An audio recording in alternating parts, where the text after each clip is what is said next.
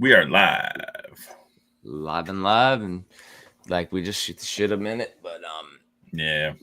So today's episode, before we start going live, we're gonna talk about what we're up to, what we got going on, and it's been 2 weeks because of shenanigans.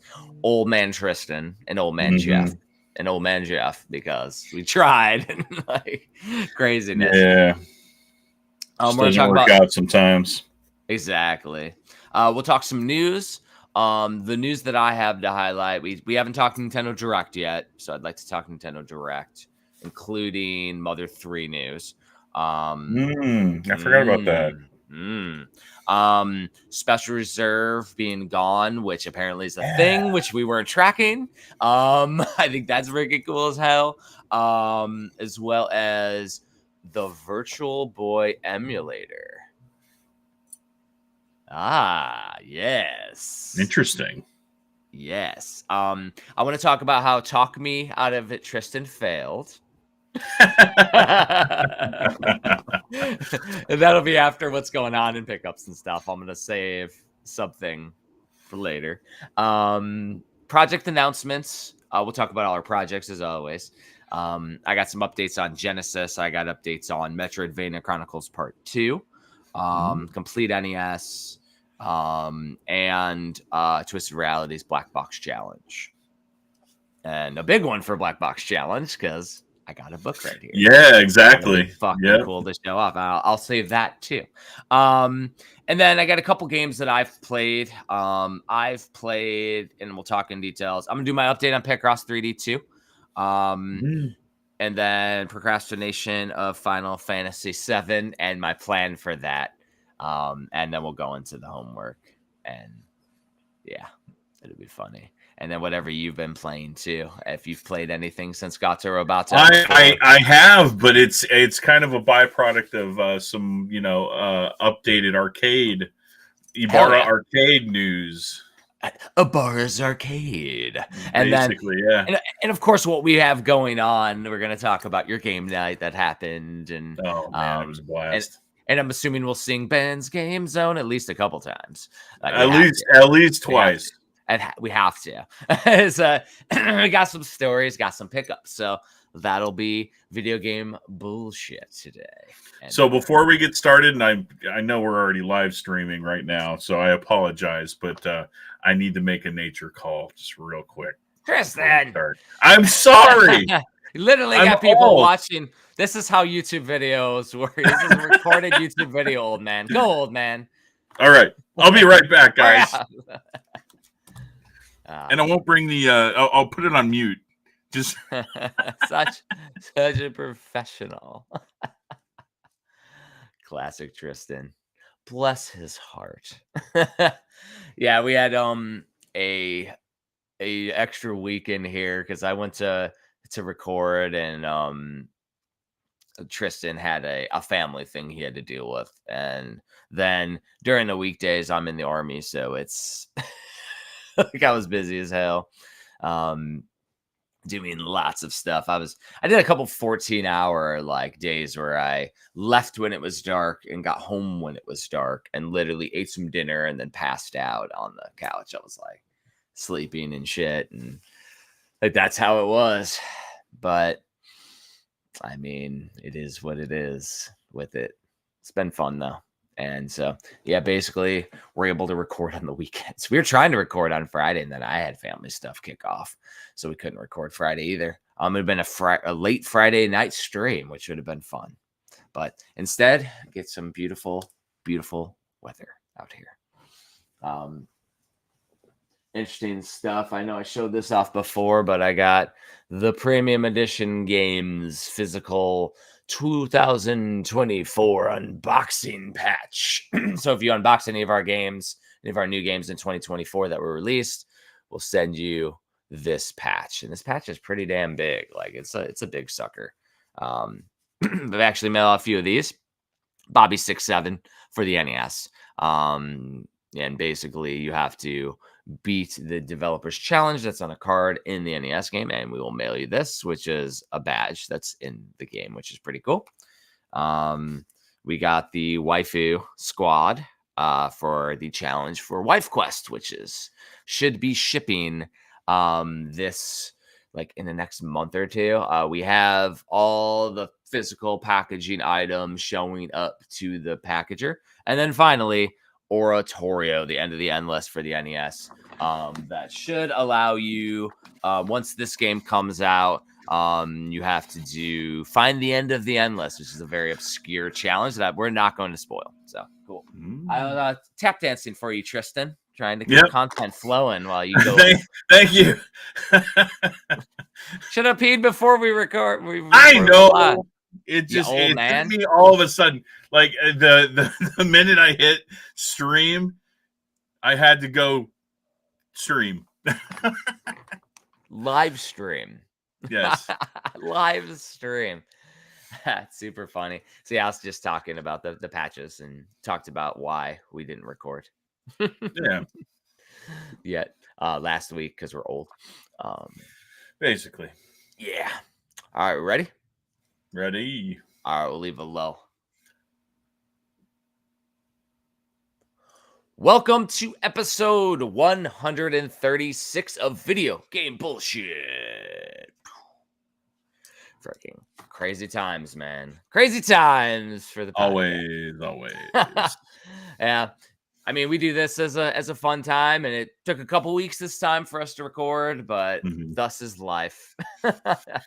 It is.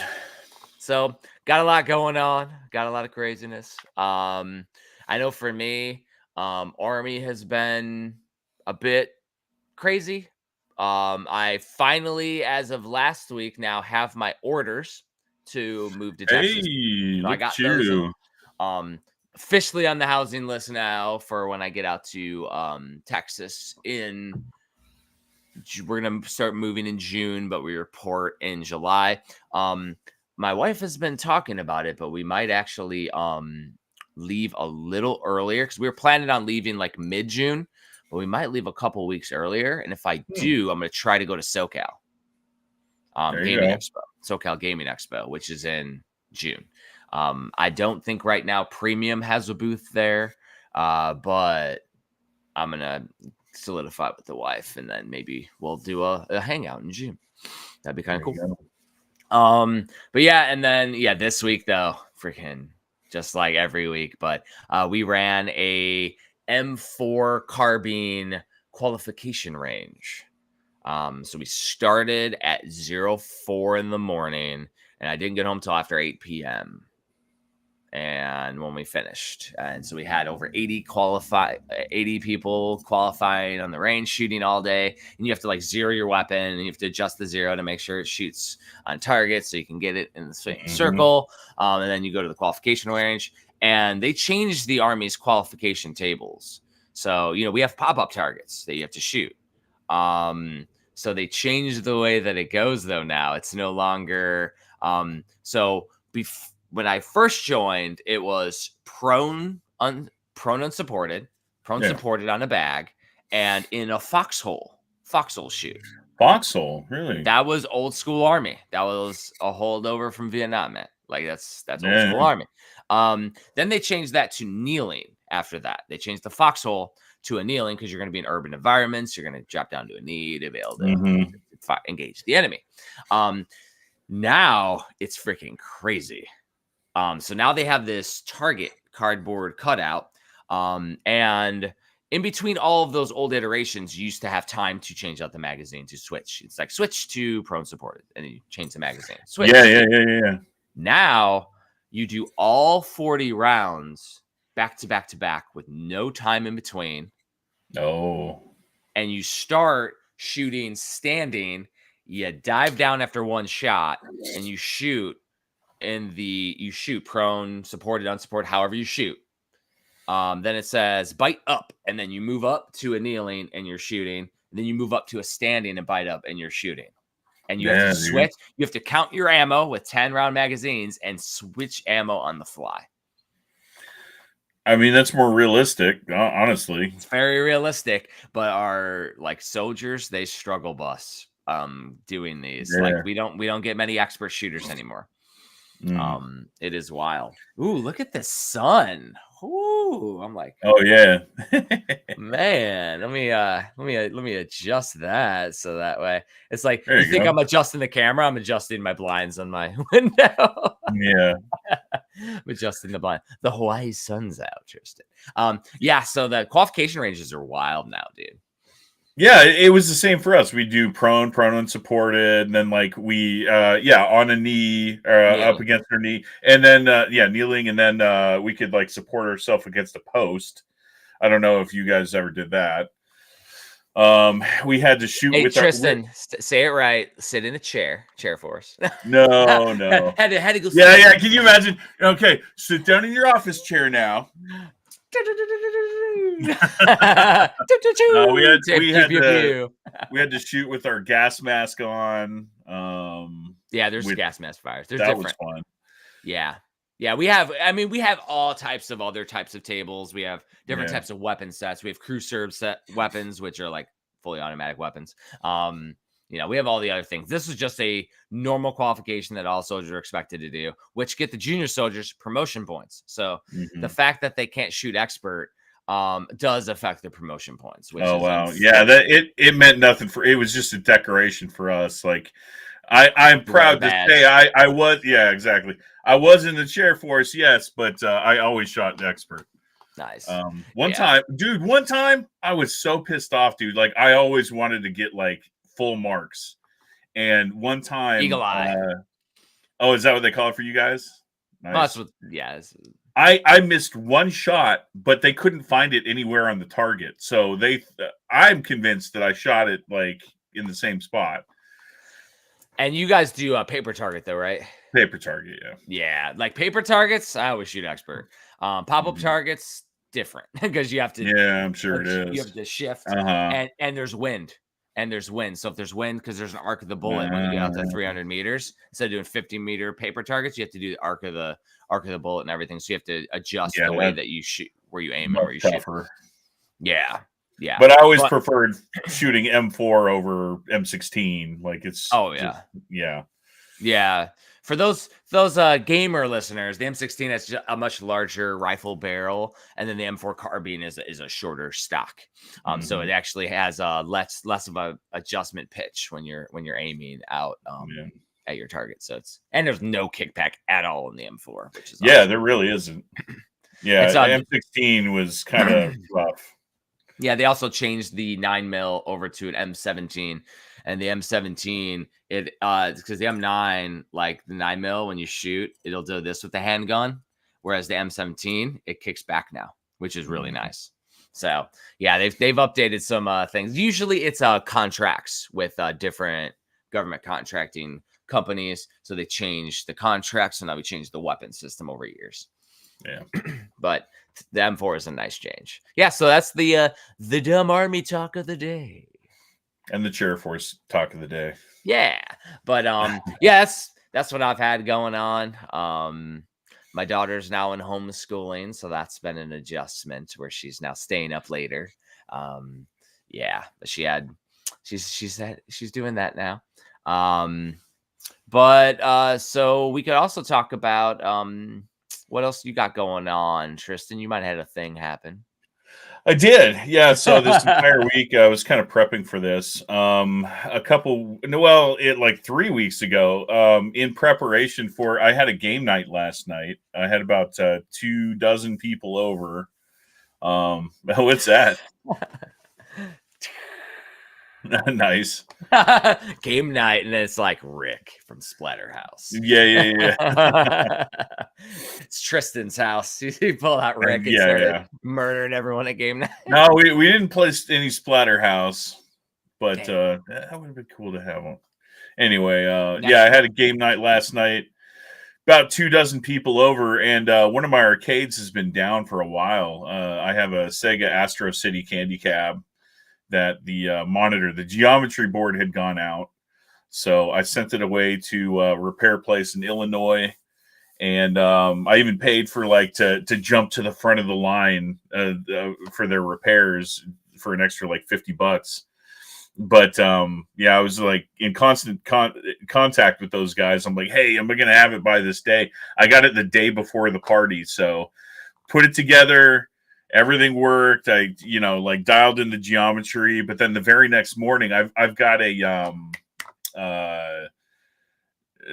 basically like retro Pi kind of thing that you like slave into your arcade. Yeah. I can't remember what it's called all of a sudden, but anyway, I was playing around with that yesterday, trying to get that configured, and I finally did after some like kicking and screaming. But I had Armed Police Bat Rider. Bat Rider. Yes, that's awesome. Shoot 'em up. Yeah, so that was that's a lot of actually fun. one I did on this channel, single credit reviews. So I would do, it was in my old coin ops, and I would hit random, and then I'd review it click record and review it live while I played a single credit of it. And then I edited it and made it sound cool and all that. Very cool. But yeah, that's a really good shoot 'em up. It's an obscure one, man. That's a super. Yeah, I know. So like, it was always part of the MAME set that I had, but for some reason I never landed on that one, so I never tried it until pretty recently. Awesome though. Yeah, Bat Rider. Bat Rider. But yeah, we let's see. I had the Candy Cat playing Bat Rider. I had my Play Choice 10 set up. Nice. I had Neo Geo playing Neo Turf Masters. On the Queen. I had my Switch kiosk playing Shredder's Revenge. I had Midway Classics on my Xbox 360 kiosk, so I had Smash TV queued up. Nice. Love Smash TV. That's like my favorite twin stick shooter of all time. Yeah. And then for the masses, and this was like a huge hit. I don't know if you've ever played any of the Jackbox games. We may have talked about it, but when my nephew Nate was in, we played the new one, whatever the Jack thing is, Jackbox, whatever, on Switch, and we all played. It was awesome. Dude, it's such a blast, especially whenever you have like a big crowd of like perverted people. So you always get these like ridiculous answers. Because You Don't Know Jack used to be it, right? Yes. And that was the first time since You Don't Know Jack, which is fucking cool. Dude, I was gonna mention we're testing a game with premium that the developer is going to be at Game On Expo. And it plays just like Smash TV in a fantasy setting. It's called Spellbearers. That's right. Spellbearers. And that one, the developer, we're going to see the developer in a couple weeks because we are going to Game On Expo. Yes, both of us. Hell yeah. It's going to be bullshit city there. It's going to be great. We're going to have a nice little table with premium. We're going to have the Hagen's Alley books and have all the books out. Going to have the video game console collector's field guide there in full force, as well as the complete NES, this book over there. Yeah. Which is going to be awesome. But that developer for Spellbearers or Spellbearers. I just messed it up. Spellbearers is going to be there. I did play through the first boss, and it's cool. It's real cool. I was like, I think I was playing it Friday though, and I had woken up at 4 a.m. To do a PT test. So I was sitting there like almost passing out, and I died a bunch of times just because I was like falling asleep. It was hilarious. So I actually only died because I was sleepy. So it had some really good balance. But it really does feel like it's not pixelated graphics, but it does feel like some Smash TV. So that's awesome though. You play Smash. Twin stick shooters are near and dear to my heart. So I think I haven't played it yet. I think I downloaded the code. This is as far as I got. Yeah, let's definitely check it out. So when we talk to the developer, we can give them some. Maybe for sure. I don't know if I think they're still working on it, and if they are, be like, hey, here's some feedback for this or that, or hey, we're interested, or I mean, maybe it's good enough. I don't know, but yeah, that's always cool stuff when we're testing stuff that we're going to see the developers at the convention. Yeah. It's gonna be a wild one, man. And speaking of talking to developers at conventions, we just like announced to the world that we're working on Godshard Chronicles, which is a Kickstarter ongoing right now, almost funded. It's over 40, it's like $43,000 out of $50,000 goal with like 30 days to go. So and it's important to say here for us that is not going to cover the physical production cost. That's just for the game's development. So they put in an amount on there that they're comfortable with to finish developing the game. We're still going to do a normal pre-order on our website because there are people who don't like Kickstarter. We get it with our books too. We always like, yeah, you can. You just have to wait longer because Kickstarter backers are going to get theirs first, and they have a unique edition for that. Exactly. There's all these like perks that you can get on Kickstarter that aren't going to be available like through us, for instance. And like with our books, you just got to wait for it to come in before we put it up on the website. Like I still haven't put Complete NES up on the website because I'm still going back and forth with backers whose books may get damaged, all that stuff. And those that haven't, slacker backers that haven't put their damn address and stuff. So make sure everybody gets their stuff before I put it up on the website. We got to take care of the backers first. That's what made it possible. Exactly. And it'd be cool. Well, to my point about Godshard, I mean, we've been talking to those guys. Like, when did we find them at a convention? Because I wasn't part of Premium whenever we started talking to them initially. It's a long time ago. Yeah, it was a long time ago. So long ago that I forgot. Sure, but so some of our people like met them at a convention, played the game, were really interested. We've had a conversation with them ever since, and here it is years later, and it's come to fruition.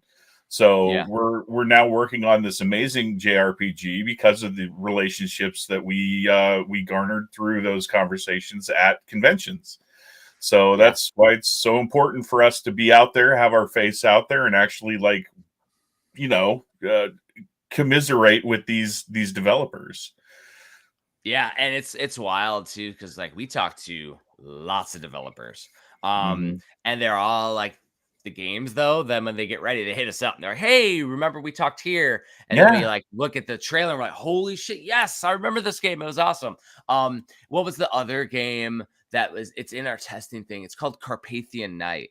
And look just like Castlevania Bloodlines. You had the two characters, everything. Play the demo, plays like Bloodlines, very basic before you even started implementing the sub weapons. This was like years ago. I backed it on Kickstarter, and then the developers saw us at the convention, but saw our physicals.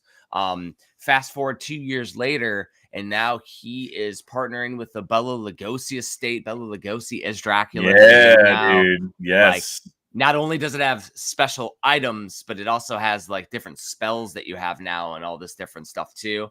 And it has multiple levels, and it's still working on it. But like we'll 100% sign that game, because the developers wants to work with us, and the game's fun as hell. Like we'll sign stuff that's cool as hell. And it works both ways because, we see these at conventions live. We get to play them. We get to talk with the developers, and then they come to our booth. They see what we are capable of, and they're like, "Yeah, hell yeah, we want to collaborate." Yeah. So they want their games to look just as good as our games on the table, Exactly. And I mean, while on Video Game Bullshit, we're not going to spoil any super secret scroll stuff. Like we'll talk about games on here, like talking about Spellbearers and Carpathian Night and like all these, because like some of these are cool. And I mean, I know some of our team are worried about another company coming in, but there's really just Embracer Group left and us. And so it's like, and Embracer is, they're busy working with Konami and Bethesda and all these other big things. So. It's been tough because of, in the past, because of what they did with their employees, I haven't been supporting. But I'm like, dude, this week, it's like you got Contra on there, you got Felix the Cat, you got Euphoria 2, you got this new one that's like a CDI 3DO fucking Zelda Wanda Gamelon type of game. You got fucking like 2 other get like retro inspired There's games. a lot of really Rocket good Knight. stuff on Rocket there. Knight. Yeah, Rocket I'm Knight. like- Yeah. And I'm like, I haven't bought any of them, and they have editions that I like the Genesis edition and the retro Konami edition, which is the last thing that I bought at Limited Run before I moved to Hawaii, like a year ago or 2 years ago, whatever, was the Getsu Fumaden retro, like the Konami edition. This Contra would be the first Konami edition I don't buy from Limited Run. But the only thing I'm still buying from Limited Run is the occasional shoot 'em up that they come out with. And even then I passed on Tiger Heli because there was it's already there's a Japanese version. Yeah, there's a Japanese version that I already imported. So yeah. Well, I would want, and I do want the versions of the cool versions. But as we've talked about in the podcast, I'm just going to buy it from a third party. I'll buy it at a convention from somebody when I don't have it. Like I'll buy it at a convention, or I'll buy it from like somebody like Video Games Plus in Canada who will carry some stuff. Now, will I pay extra? Probably. But that's okay. Like I'll support those resellers. A lot of them we're friends with anyway. So like I'm cool with that. Like, and I'll support them. Because my thing is I don't have FOMO. I have infinite games to play for the rest of my life. I don't I need nothing. I got just even right here, I got cool shit. Like I don't need nothing. You're deep into the FOMO, huh? I was so deep into the FOMO whenever, Limited Run and that whole new business model was cool, man. Was a thing. And I don't know, I got over it pretty quick as soon as 15,000.2 games were released per week. So my thing is, if they wouldn't have done that stuff, like number one, they came after Premium when tried to shut us down in the first year, which was really terrible. That was really terrible. That's scummy. Like they were scummy. But then they did that thing to their employees, and I'm like, if they didn't do that, I would still pre-order the stuff I want. I absolutely would. Which is why we try to go out of our way to be decent humans with Premium and be upfront. Like when we're working on stuff, we like to be very upfront with it. That's just a me thing.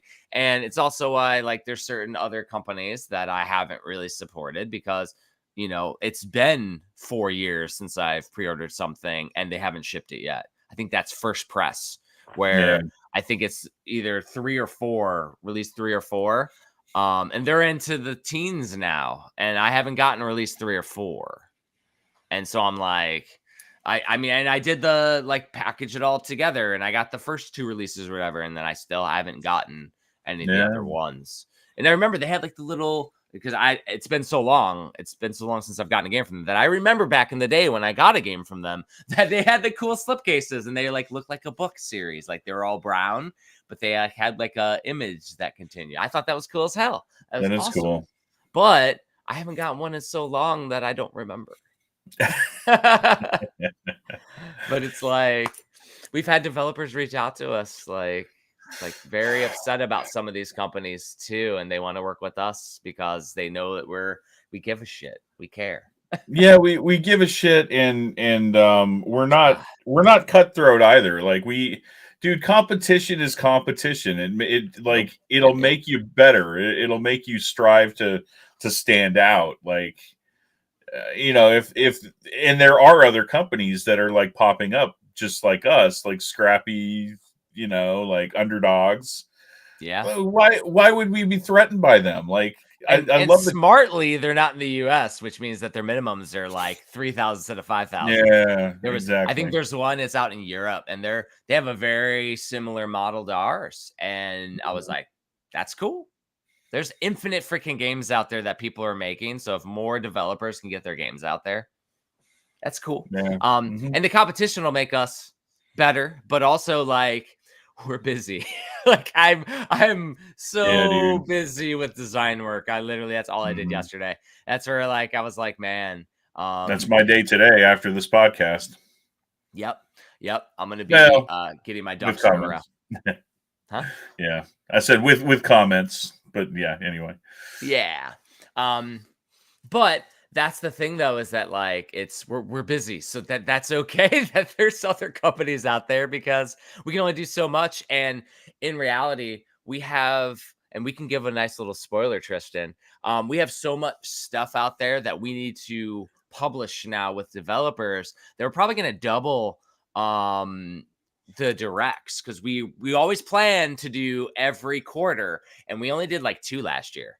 So we're going to strive to hit every quarter doing a direct this year. So we're going to have our spring one, which technically is going to be coming, I want to say, in like 2 weeks, 3 weeks, 3 weeks. I think the end of the month, end of March, we're going to be hitting our premium direct. Technically that almost could be considered a winter direct. But then we're going to hit spring, summer, fall. Like there's going to be, because we have game developers that we want to publish their games, and we want their games to get physical treatment before the Switch potentially ends. And it's not that the Switch is going to end production on physical cartridges, because we still got plenty of time for that. It's more so that the excitement that has already dwindled on physical collecting in the market, by all the people that are overwhelmed to buy what you mentioned, limited run, doing 15 million freaking releases. 15 million, 0.2 releases. But when they move to Switch 2, there's gonna undoubtedly be, and that's probably not how you say that, they're going to move on to wait for the Switch 2. And so there'll be even less people. And I'm not talking about all you awesome people that get all of the things that we do. It's more so trying to, sell the 5,000 copies and get them all out there. It's going to be tough to do more releases, or take a gamble on a game that, is niche. So like we want to get the games out there, and we have some amazing titles. Exactly. We're doing all this play testing, and we have, of course, even as a team, we're not going to, agree on every title that is out there. Yeah. Which is why, all of us put our opinions out there, and there are a couple ones that, I won't mention, but bundling specifically that you and I. Yeah, you and I aren't so much on board with, whereas some other people are, and how political of you, Tristan. I know. I'm speaking carefully. I'm speaking carefully. But anyway, we have to be choosy. Is the bottom line? Yes, we do. Well, and like, there's some games that we played. It's like, they're epic. Like this, there's one game, and like the name of it is odd. Like when we saw the name, we're like, oh, we don't even know. And I don't think most of our team didn't even play it. And I went through the list and started playing some of them. I played this. I'm like, this might be the best game that I've tested for premium. And I'm like, holy crap!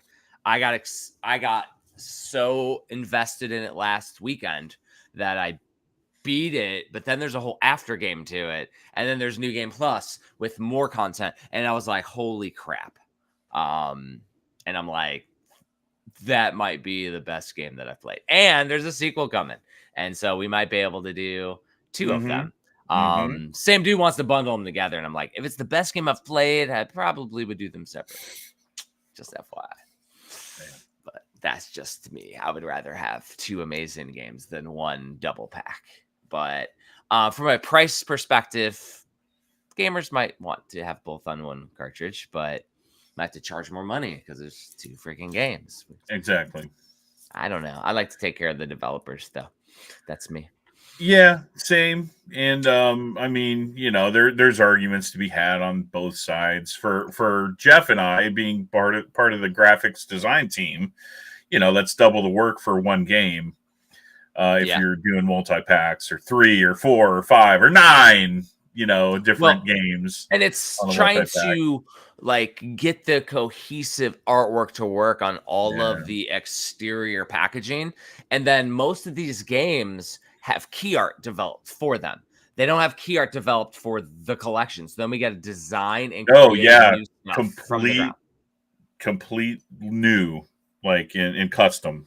Yeah. And so, and then if we only want to do one art piece, we got to like get creative and redesign and like it's not as easy as some of our teams seems to think it is. It's just fun. snap your fingers and it's done. Just make it happen. I will it into existence, Tristan. I will it through magic.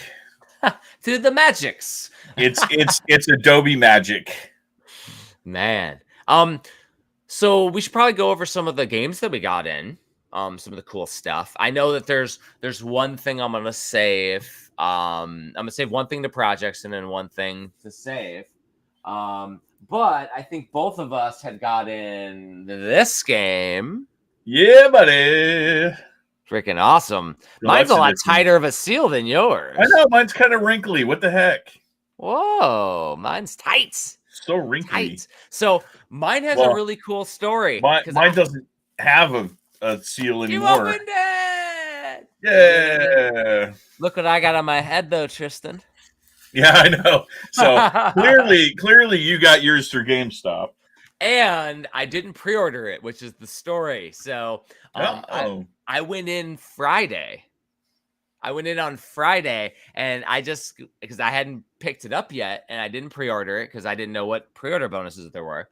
And so I just asked them, like, hey, do you have any copies? And they said, actually, we had one pre-order where they moved. They PCS'd. Oh. And they're like, I was like, I will take it. That is meant to be. Now, my wife, being my wife, says that this needs to go into the trough of no value. Or as she called it this time, the trough of immediate value. So she said, don't open it, and we're going to save it for later because they're sold out everywhere. And I'm like, so I made a bet with her. I said, you have until because I haven't played the demo yet. You have till I beat the demo.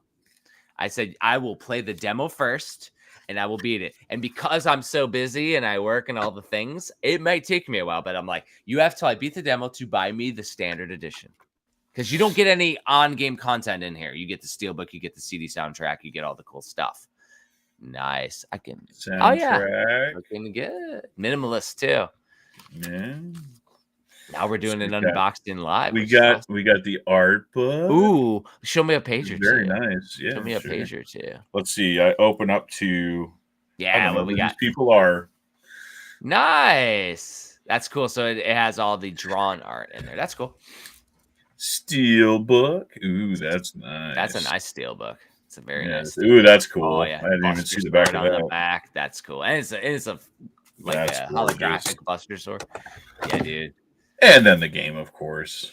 And the game. Yeah, so I basically gave my wife, though, until I beat the until I beat the demo. Because the demo progress, I think, carries over. Maybe. I couldn't tell you. The only thing that I know is if you played Remake. The first one. Yeah, the first one. There's a way that you can get... Yeah, exactly. A summon. If you have I think it's if you have a save for that one, and then if you have a save for Intergrade, you can get a summon for each. Yeah, and I don't think I played Intergrade at all. I don't know if I've downloaded it. I have a copy. I just didn't open it, and I don't plan on it. So I'll take the one summon, like if I get it. Yeah, so basically I don't know if you get anything for playing the demo, but I told her, I was like, once I beat the demo, then I'm going to open this and play the game.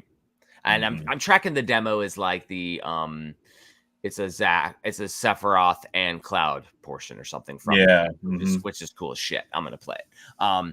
So how my wife got me yesterday was she decided to play Grand Theft Auto 5 all night, so I couldn't. What?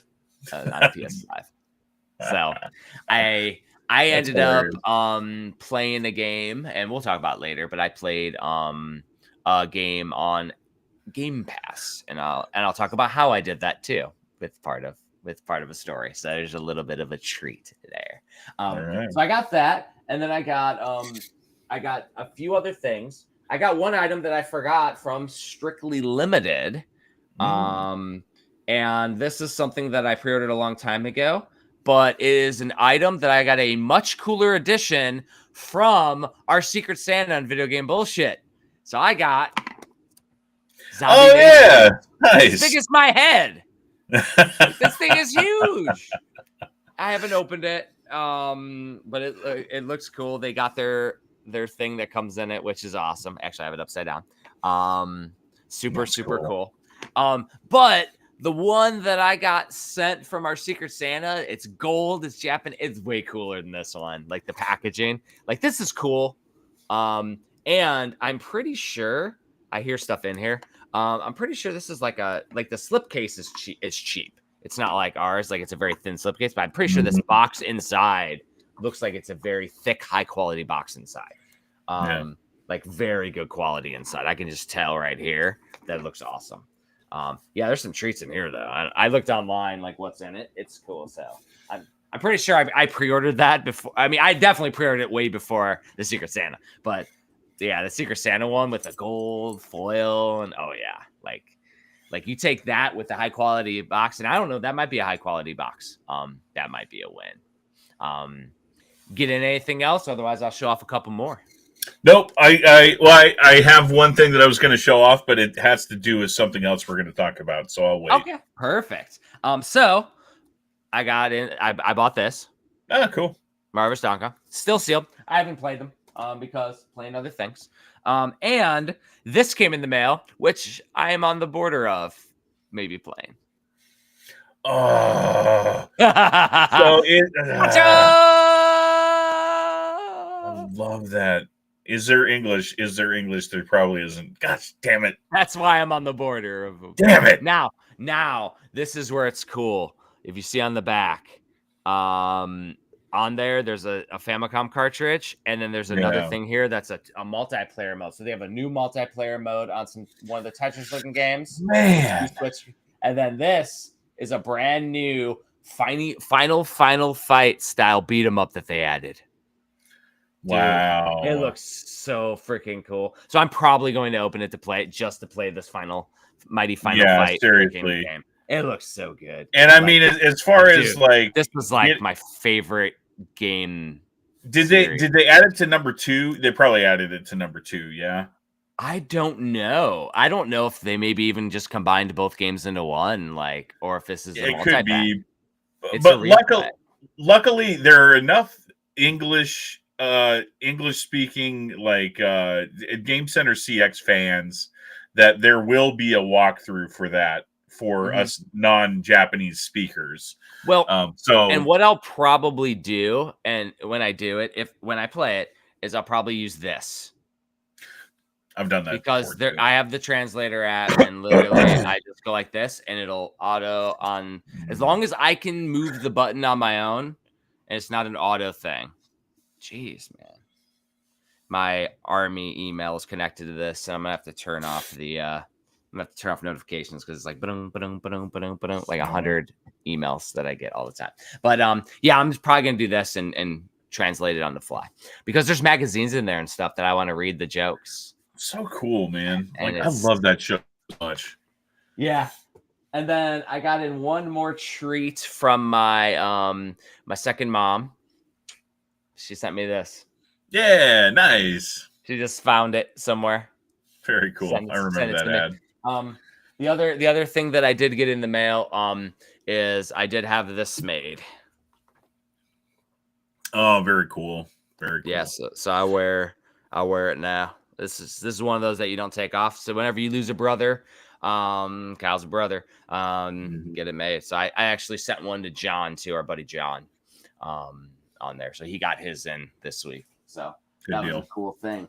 The other stuff I'm going to save. But yes, so these Switch games are going into the ever-growing pile of sealed Switch games that I can't play. So I unknowingly bought something in Kyle's remembrance, and I didn't know Kyle, but I mean, like, you know, I've got my grumble food up there, so heck yeah, mine's right here too. It's just off camera. It's there, the grumble. That's awesome. Love it, dude. That's so cool. But yeah, so what are we moving over to now, Tristan? Are we moving over to the news? Are we moving over to projects? Project updates. Yeah, let's talk project updates. Cool. Let's talk project updates. First things first. Let's do Complete NES. So Complete NES is fully shipped out. And the warehouse did give me an answer. Now, finally, they're going to reimburse me on all the shipping they jacked up. Furthermore, there was another back and forth where they had to call me again when I was at the range, ironically, with no reception. But they have to do this type of. I assume that they have to do like a cost analysis of media mail versus how they shipped it, and then they're going to reimburse me the difference, not reimburse me all the shipping. Sure, yeah. But either way, it costs like $6,000 or something of extra shipping. It is insane.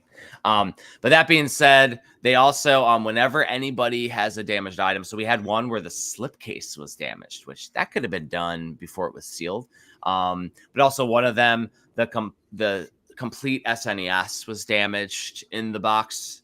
So basically I put in the claim. Once the claim is approved, then I reship the books. So I've reshipped all the books from all the damages that people that have emailed me. So if they contact me on Kickstarter, email me. So that way, because I need the email, I need the pictures, I need to share the email with them for the claim. Exactly. You got to have the pictures. They won't do a Kickstarter message. They want to see the email. So that is all out. With the complete SNES, we're doing an analysis because at a certain point, I started shrink wrapping all my books. Some of the books in there, including the complete SNES, do not have shrink wrapping. So what happens is in shipping, if there's a lot of jostling in there, even if it's in a book fold, it can get damaged due to it being 630 pages and there being spine. If you shrink wrap it, it keeps it intact, and that doesn't happen. So basically, I'm getting a cost analysis done to shrink wrap all the books that don't have shrink wrap. I think there's 4 left that don't have shrink wrap. It's the NES Oddities, the complete SNES, the Nintendo Compendium. I think it's the Nintendo Compendium.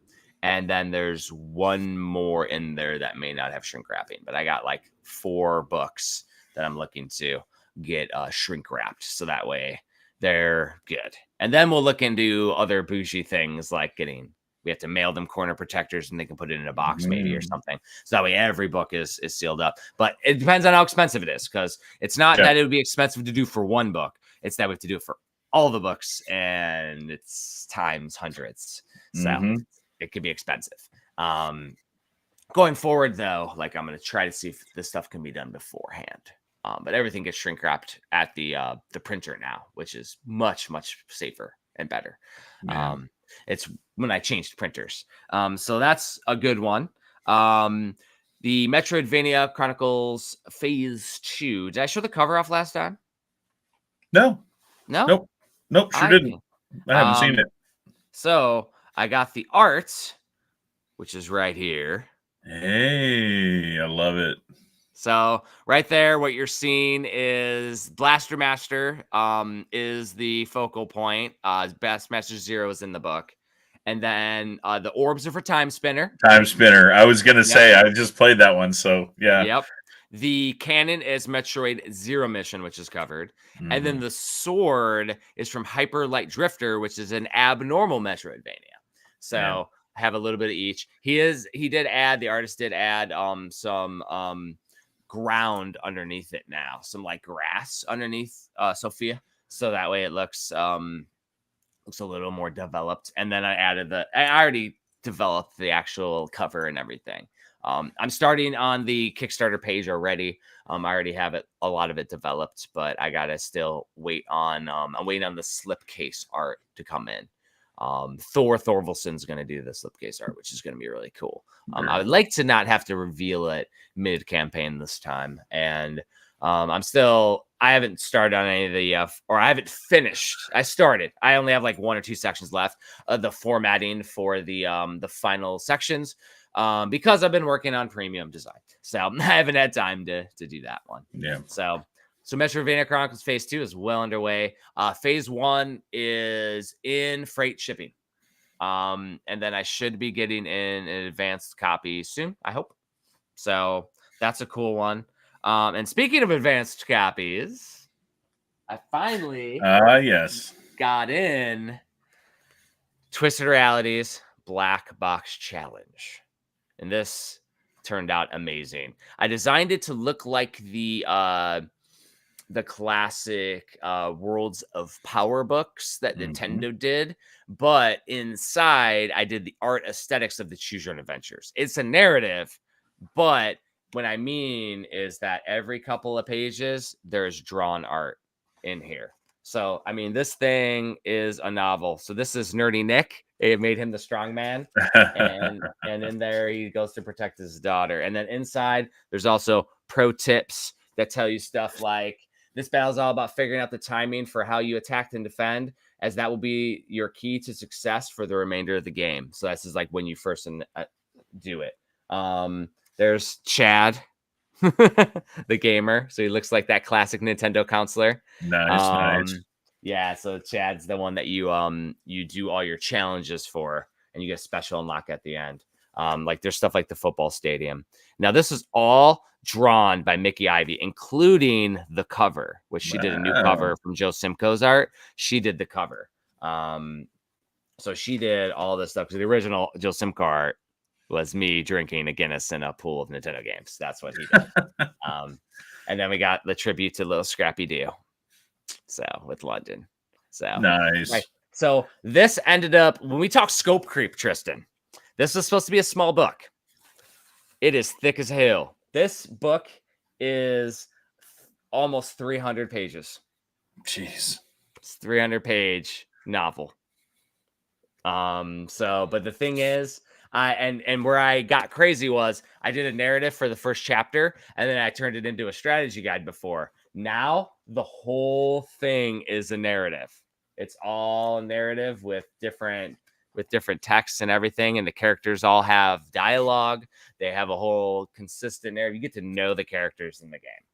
Yeah, it's funny, dude. Like, even before you told me that you got your advanced copy, I learned that it had come out and shipped to everyone, because I kept seeing it all over Facebook. People like showing that it had shown up. Nice. Yeah, and so this hasn't shipped yet, because it's still in. This is the advanced copy, so I will be shipping this out to people as soon as they come in. What you saw was people posting, for example, in the game. Oh, they were just sharing your pictures. They were sharing the pictures I shared. I gotcha. I was confused. So Nerdy Nick, I sent him a picture because he didn't know, he forgot, because it's been 5 years. He forgot that I was. Well, it was the first one was Eric Bishop that I saw. Eric Bishop didn't know. So in the game, he was a Kickstarter backer for the original NES, complete NES, and Black Box Challenge. Yeah. And as that, he chose to be an NPC in the game. In the game, halfway through, your NES in your game room, because you had to play the NES to unlock abilities. So you had to play like Mario Brothers to unlock Fireball, Super Mario Brothers to unlock Fireball, Mario Brothers to get a jump. But in there, eventually it stops working. You get a blinking red light. You have to find Eric Bishop, who fixes your NES by giving you a copy of NES Virus Cleaner, which is a homebrew. You play a minigame based off Virus Cleaner. Clean out the viruses in your NES. That's hilarious. And I included a picture of Eric Bishop, which looks just like him. Like, Mickey Ivy is so fucking talented. Like, it's ridiculous. Yeah, call it the blinking red light. I love it. And then I create a whole story behind every single one, because in the game, it's just, there's like a couple lines of text, NES RPG style, where he's like, hey, here's this, do this. Whereas I created an entire narrative for the game world. I also did a lead in case something else happens. Maybe we do another sequel on the Switch. Maybe that'll happen. You never know. But yeah, maybe it's a premium challenge. That'd be awesome. There you go. That would be pretty dope. But yeah, that was my novel, man. I've written a 300-page novel now. Now, some of this is like I did do consistent spacing. So, like on the back of every single one of these pages, there's a blank page and stuff. So that way it starts on a fresh page because that's like whenever I read these, that's how I want them. Yeah. So there are a lot of chapters. So there's some blank pages in there, but it's the novel. And the next one will have to be my memoirs that I do eventually. I've been working on it. It's getting there. Yeah, the final scope creep, and this is a crazy one. So I'm working on the complete Sega Genesis, right? Yeah. I made the mistake of watching a video on YouTube about upcoming Genesis homebrews. Uh-oh. So now I looked, and I stopped because remember I've been working on this book for like 5 years. I stopped Genesis homebrews in 2019, 2020. So even Poprium's not in there. Really? Oh gosh. Well, it's in there as Project Y. So I got some work to do on the Genesis. I'm almost to that section in the book. I actually finished all the license. I finished all the PAL exclusives. I am in the Japanese exclusives, which is huge. Now, talk me out of it, Tristan. Uh-oh. I am toying on doing a Kickstarter exclusive stretch goal to do a separate Sega CD 32X book. Okay. Because I'm not going to do I'm not going to do it if I don't do it as this. So here's how I can talk you out of it. Or add it to the book. Because it's not 500 pages yet.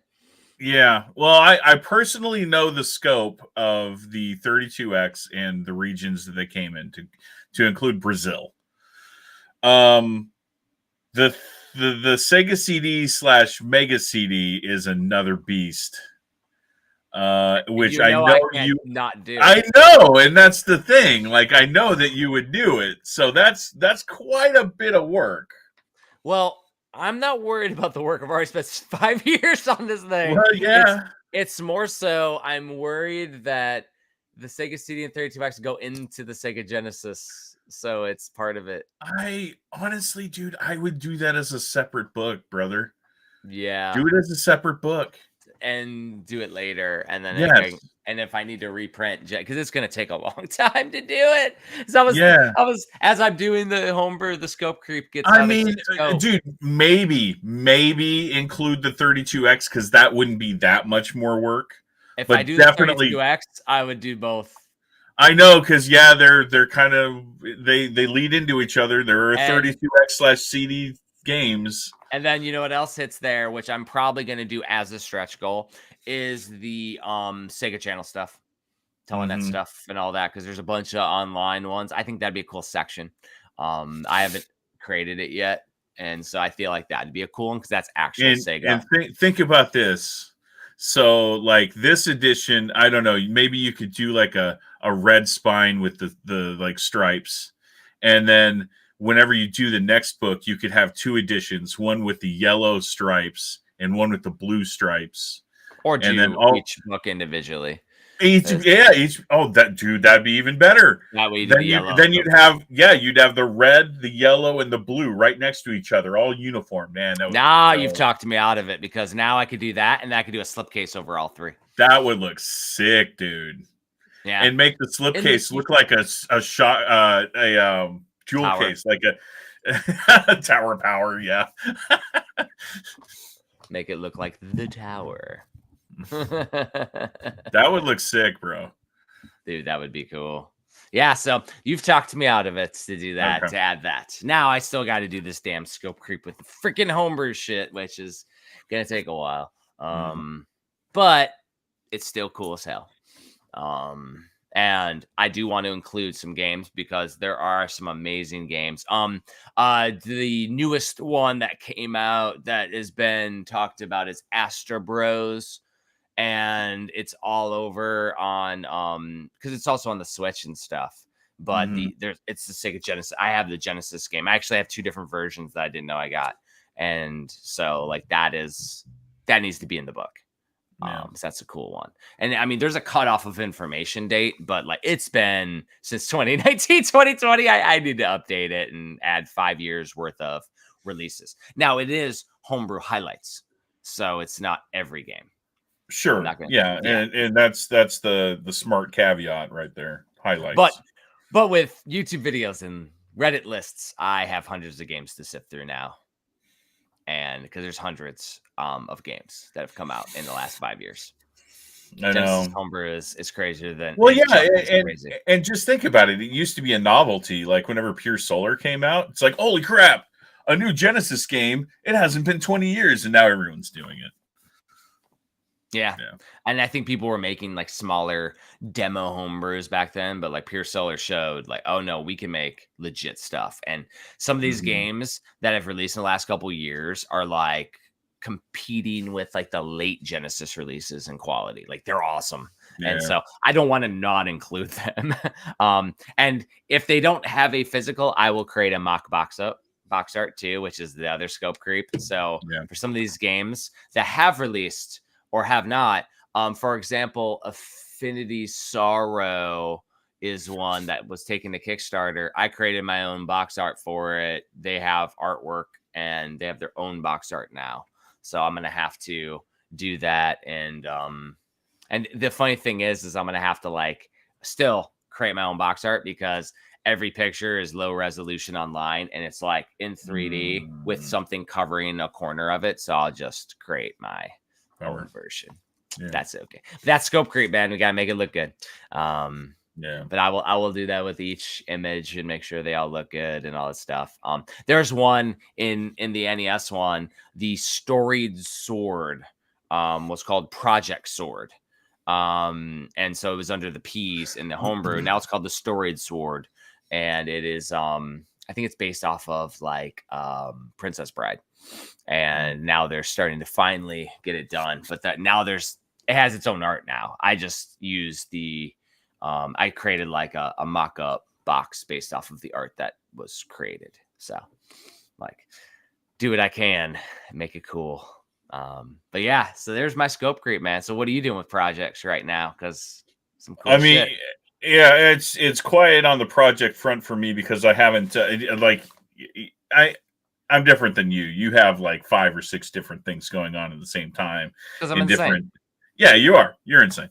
But it takes me a little bit to like commit to taking that first step. I already know what I'm going to do next. I just have to take that first step toward doing it. So like now that I've, freshly finished up this 2,400 page behemoth. Well, and that is the cool ass update that we need to talk about. Yes, exactly. So that's really the only thing that I have to talk about. And we, right before we started podcasting here, we were talking about the slipcases and what options they gave us for like a more robust slipcase. Because my worry is that you created 2,000 pages that's going to weigh 20, 30 pounds and a normal cardboard slipcase is going to fall apart. Yeah. With 4 books. So for the first time, everyone's hearing it here. They are going to be wooden slipcases with paper covering. So, and for backers, that is a free upgrade. I mean, obviously you guys have already paid for it. And so you're going to get it. It's going to be a pretty badass thing. I feel like it's going to be and feel the same as a normal slipcase. It probably will. It's just going to be really robust. Yeah. It's going to be solid because I want your books to arrive safe. I want them to last. I want them to last long. And so it did cost a little bit more though. So I had to make sure you're cool with it. Yeah, I'm fine with it. It'll be worth it in the end. Yeah, and then you'll offer it because you did mention you want to get some extra copies, so you can offer it up to people who might have missed out. Yeah, exactly. To begin with, and I think this is the compromise. At Kickstarter, I said that it was going to be a Kickstarter exclusive, but in order to justify the cost, I need to be able to recoup some of that back. So I am going to sell them on the website. And as a compromise to those backers who may have think, it was an exclusive. Well, guys, you weren't going to be getting a wooden slipcase to begin with. Now you are. So I hope that's enough amends that you won't mind. I think they'll be okay. I think so too. Yeah, they'll be fine. We're gonna make it freaking awesome and bougie as hell. So freaking crazy, man. Anything else with projects? That's it. That's it for projects. Let's do a little bit of news. I feel like, and I didn't take notes, but Nintendo Direct. I didn't take any notes of all the crazy stuff pushed out by the Nintendo Direct, but one of the things I found out with the Nintendo Switch Online is that Mother 3 is available on the Game Boy Advance in Japan. So people are freaking out. Like Mother 3 is released by Nintendo. Yeah. Japanese only. Yeah, Japanese only. Yeah, so everybody's hoping that Nintendo sees this as an opportunity. They're not going to, but I'm hoping that they see it as an opportunity. Like, they've been teasing this so long and stringing along Mother fans for so long and Earthbound fans for so long that I really don't think it's going to happen. Exactly. And if it does happen, it'll probably be with some like crazy fanfare, like the surprise of Super Mario Brothers or Super Mario RPG remake or whatever. Like down the road during some direct, it's going to be some like crazy reveal. Exactly. So what I just did is I got a logo picture that I'll go over some of the stuff that were highlights from it that I thought were pretty damn cool. Yeah. So my wife's super excited about Epic Mickey Rebrushed.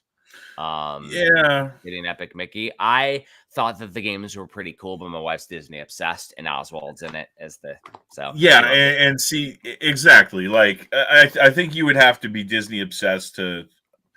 I guess I won't go as far as to say you have to be Disney obsessed to enjoy it, but like games like Kingdom Hearts and anything like Disney, like really engrossing yourself in Disney, you have to be a big Disney fan. Yeah, exactly. And so, my wife's obsessed, and we have the collector's editions on the Wii that were released with the paintbrushes. Yeah. So 1, and then part 2 came with. There's 2 different versions. We have all of them, and the books and everything. She is obsessed, and I don't even think we've beaten them back in the day. So this will give her an excuse. One that I thought was really cool because it was like reminded me of like over 10 years ago back in the day that I used to play it. World of Goo 2. World of Goo. I played the original one too, and I just got of it. I didn't really see it getting a sequel. It's I mean, like, how are they going to? It's just more levels of the same thing. I mean, it's kind of the maybe simple gimmick. Yeah, and I remember Super Rare did the first one on Nintendo Switch, so maybe they'll get the second one. That'd be kind of cool. Maybe they'll do a double pack. Multi-pack. Bubble pack. Now that you see this new game, let's make it a double pack. They didn't put any money into this. So that one was pretty cool. I'm literally going around. There's a new Tales game, Tales of Kanzera Zau. I can't keep up, man. And for anyone who hasn't like started or isn't already playing those Tales games, how would you possibly, as an outsider to the Tales games, start playing those games? I understand.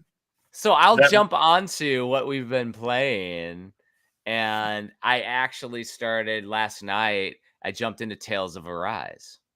Really? Okay. Because it was on Game Pass, and I started playing it. And it's cool as shit. They're all self-containing, though, Tristan. Every single one's its own game. Yeah, and that's what I was going to say. It's probably like not a continuation of the others, but no, it's not like the Ease series where Adult Christians and all of them, and there's a or like Suikoden or something. There's none of that. The Tales games, they might have some undertones or something. I haven't noticed it. Well, and that's my fear, because like from the outside looking in, having no knowledge of all these like Tales of games, like I feel like maybe I would always think in the back of my mind that maybe I'm missing out on some nuances that I would otherwise miss if I had played those other games. Well, and the thing is that the game is still it's action based, but it's still turn based. So it's not turn based. Mm-hmm. It puts you into, so when you run into an enemy, instead of just attacking them like you would in Zelda, it takes you into a split screen and then you attack them and you're like in a field essentially. So it's still RPG style. Yeah. It's awesome though. Those games are so addictive. I've never ever beaten one. I always start them and never finish them. That's all the way from Tales of Fantasia back in the day. I didn't play the Super Nintendo one though. I played the Game Boy Advance one. Game Boy Advance is the one I had. I've never beaten one. I've always started them. Symphonia is awesome. Vespera was cool. Stardom, and I never finished them. So maybe that it's on Game Pass. Maybe I will. Probably won't because I'm going to go into Final Fantasy VII. But maybe. Yeah, I started it last night. I played through. I mean, I played for a few hours just chilling while I was drinking margaritas. I drank a whole pitcher. No, mango margaritas. Oh, hey, speaking of, did you know that Ghost has a margarita flavor? Yes. They showed up here, and I was like, it tastes like mango-rita. It was a mango margarita. Yeah. I've got one in my fridge back there. They have another one, too. It's called Phase something, and it is Mountain. Yes. Dude, that one's so good, man. I actually really like that one. I'm not a big fan of soda, so it's like it's cool. It tastes it tastes just like it with no sugar. So yeah, I'm not a Mountain Dew fan, but like a buddy of mine, and I think that one's a GNC exclusive. Maybe. Yeah, but that new Phase one, like a buddy of mine, like he goes to GNC and picks up those like exclusive flavors all the time. So he gave me a can, and I really enjoyed it. Yeah, I still haven't tried that limited one that nobody can have. Whatever the hell it was. But yeah, I never found that one. So the Tales games are cool. I get excited every time because I love the games. I just will never play them. Maybe when I'm retired from the military, that might go into my rotation of games I need to beat because I'm gonna dedicate time. I'm gonna like plan time within my projects to do it. As far as I'm gonna get with Tales, now that you mentioned Tales of Arise, I'm gonna look it up on YouTube and see some gameplay, or maybe I'll catch someone on Twitch or something. But I'm probably not gonna play it. Watch an analysis or something. They're fun. Just so I can understand it. In the same boat, Shin Megami Tensei had a game. Those I haven't. I played Persona 3 FES once and Nocturne once on PS2. I played Persona 3. I played Persona 5. And that's I love them. And I think I started. They're so good. They're so stylish, dude. I mean, like, they're great, but it's honestly, I just feel like I can't be an RPG gamer. I can enjoy RPGs, but I can't play all the RPGs. You can't be a super RPG friend. Is that what you're saying? No. I can't play all of them. I have to pick. Like we played Super Mario RPG, played the hell out of it, beat it. Yeah. I can do it, and I'm gonna play Final Fantasy VII. I'm gonna do it. Yes. I have to. But like even Final Fantasy 16, awesome. Didn't finish it. Like I want to go back. Have not started. I need to play that one. It's great. It's going to be the same. It's the same situation as like Final Fantasy 15. Wanted to play it at the time, wasn't in the right frame of mind. Ended up playing it like 3 years later, and then binge played it till completion. I'll probably end up playing Final Fantasy 16 sometime in like 2026. I'm not even going to play it that early. It's like it really depends. Well, actually, when I go into training, I should have some extra time because I'm not in charge of stuff. So it shouldn't take me 14 hours to get through a day. It might only take me 8 hours to get through a day, which that gives me 6 hours to maybe catch up on some stuff. Maybe. You say that, I say that, and then maybe I'll just relax and I'm gonna enjoy family time too. So yeah.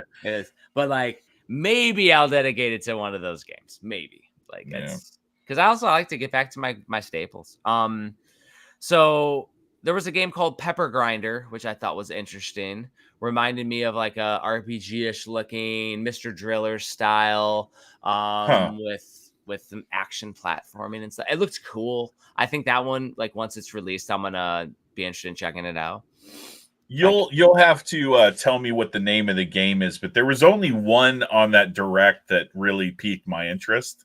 Oh, I know And which it's one it because is. I'm skipping around. Vanillaware, the Oh, Vanillaware one. that is Pepper Grinder, I think. Oh, I don't know. I Is think it? so. I think so. Oh, okay. Well, yeah, if that's the case. I'm pretty sure that's Excuse me. Whoa, careful there. Yeah. Yeah, I'm pretty sure that's the one. So Ender Magnolia is the one I was super excited about because it's the sequel to Ender Lilies, Metroidvania. Didn't know it was getting a sequel. Ender Magnolia looks cool as shit. Looks like I thought that was the one you're hitting at, but it is a Metroidvania. Oh, yeah. I forgot about that one, to be honest. Yeah, and I remember the Ender Lilies. Haven't gotten to it yet, but I've been wanting to play it. I know it's very difficult, but it's really awesome. They show Contra off again. We already knew about it. Contra, the new one. It's limited runs doing the physical of it, which is cool. But I definitely want to play it. I definitely want it. I love Contra. Yeah. I've got mixed feelings. I'll play Eric's copy. I'm not going to pick one up for myself. Yeah, don't want to support him, huh? Nah. Yeah, I'm not buying a physical copy of it until I buy it after. But so probably the one, and I've actually now played it. I played it last night before I started Tales. That was the coolest one. It's not vanilla. It's by a new company, but it is the developer of Sonic Mania created a company. And this is, instead of doing a sequel to Sonic Mania, they did a 3D platformer. It's called Penny's Big Breakaway. Oh, yeah, okay. That one looks good. You're essentially have this yo-yo, and you can like ride on the yo-yo. You swing around, you jump, and the yo-yo hit in the air, and you can swing around. Like you can literally do all of these awesome like gymnastic style.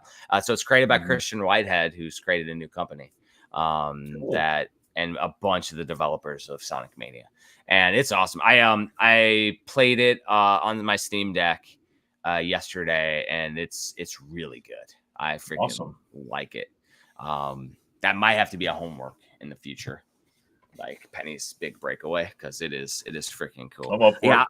Yeah. Outside of that, everything else is like Endless Ocean. It's like, okay. Yeah, and then there was another Monster Hunter, and then Monster Hunter. There's the most Famicom thing ever, Pocket Jockey, like a jockey game. There's so many Famicom. Yeah, wasn't there like something about a crab or something? Like, there's a crab fighting game. There's a crab game. Yeah, I don't even know what the name of it is. It's in here somewhere. There's Star Wars Battlefront collection, stuff like that. I mean, anytime you have a direct that's like a partner direct or an indie direct, it's not going to be like big news to talk about, unless it's something like crazy, like I don't know, left field. But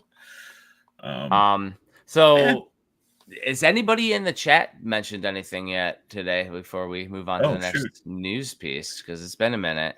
Yeah, I forgot to ask. Jesse Glenn says hello. Just shared to group.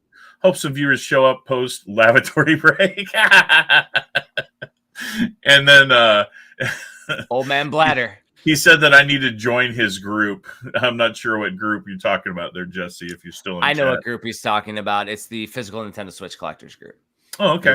He runs the one on Facebook. Yeah, I for sure will. Yeah, it's pretty cool. So talking physical stuff, we found out, but it's already been known. Apparently, Special Reserve Games is gone. Yeah, unceremonious. But I'll let you speak to it. But their main developer that they were working with was. So yeah, they only released Devolver Digital games physically, and they did some of the best packaging that was out there. Dude, their stuff is great.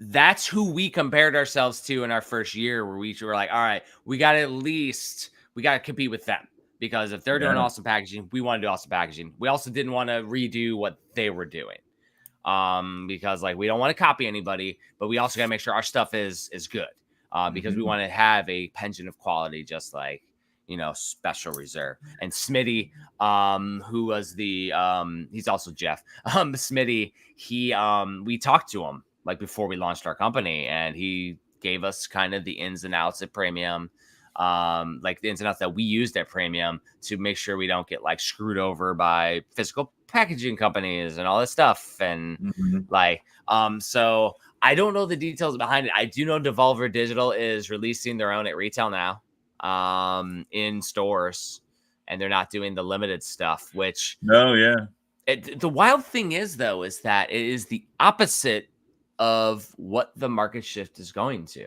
So I feel like they weren't patient enough, because retail is dying a slow death, and it's turning into niche online quality hobby stuff. And so I would say, luckily enough, Devolver has such a pedigree that maybe they're going to be able to like carve out their own place in that space. Yeah. It just sucks that, you know, it was at the sacrifice of, you know, one of the best physical companies out there. Their stuff was great, embossed, matte. Like, everything felt great. Everything my was favorite high was quality. Their soft touch boxes. Yes, that's what I'm talking about. That matte soft touch box. Soft touch, man. Because matte doesn't have that soft touch. You have to specially get the soft touch.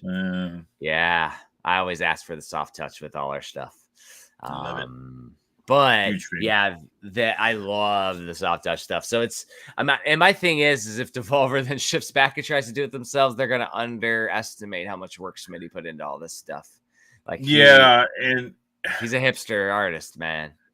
I know, yeah, and like, clearly he figured it out, and then my mind goes to, did they poach people from him? Like, I mean, are people that were working for Special Reserve now working for Devolver, or, you know, what's going on? I always thought that they were, and then I always thought, like, I thought that, like, and it could still be that they actually are Devolver and they're just not doing that.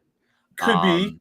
They might have absorbed them, but you know, we're gonna have to see some more Devolver, like some more Special Reserve like releases from Devolver before I'm convinced that happened. Yeah. Well, and so one of the things that we are going to do this year with some physical releases that they used to do is we are going to do some metal canvas prints. Because they had done that in the past. I thought they were awesome. I wasn't going to copy them, but if they're gone, we're not getting any more. We're going to do them the size so it fits in our retro boxes. A metal canvas print that goes with some of them. Sick, man. And Josh can do them he can do them ourselves. So because he has he has an industry grade printer and everything, so we can do canvas prints of some of the art. So, speaking of, did you see my idea in Discord for the dog tags? What did you think of that? So Tristan's idea is we can display our dog tags right here and have a big old thing. Josh is talking corkboard, though, so I don't know if you had more explanation. Go ahead. Yeah, no, we were talking corkboard, but I mean, it would be like corkboard like you would buy, you know, for like a pin display or something like that. But like we were saying, Josh has an industrial printer. Print over it. So that we can print over it with our own, like, you know, dog tag shadows. And then you'd be able to put a pin in a specific place that's, you know, marked on the corkboard, and you'd be able to hang your individual dog tags and display them. I argue that we should have pins that you put there, like that they just hang the tag on the pin. Oh no, that's what. That is what I'm saying. Like, no, I mean, we don't have the person do it. We give them. Oh, we actually put the pin in. Yeah, we could. Yeah, install it. Yeah, I think that'd be cool. I know there's back and forth about numbering them and stuff, and there's Gamers for Gamers exclusives and things. I think that overcomplicates it. But I think that we should do them like long, and then just do like maybe 10. You go put them, and then you can buy them, and then you can just buy. Yep, and then keep stacking them. Yep, and you could stack them. I think that it's dope. It's cool.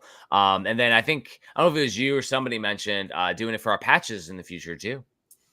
That was Phil, I think, mentioned that. Yeah, which would be a cool idea, but we would have to get really specific on the sizes because the Rashi patch is huge. and Yeah. then this patch is super wide, and then Mhm. you know what I mean. But it still It'd would be be cool. harder.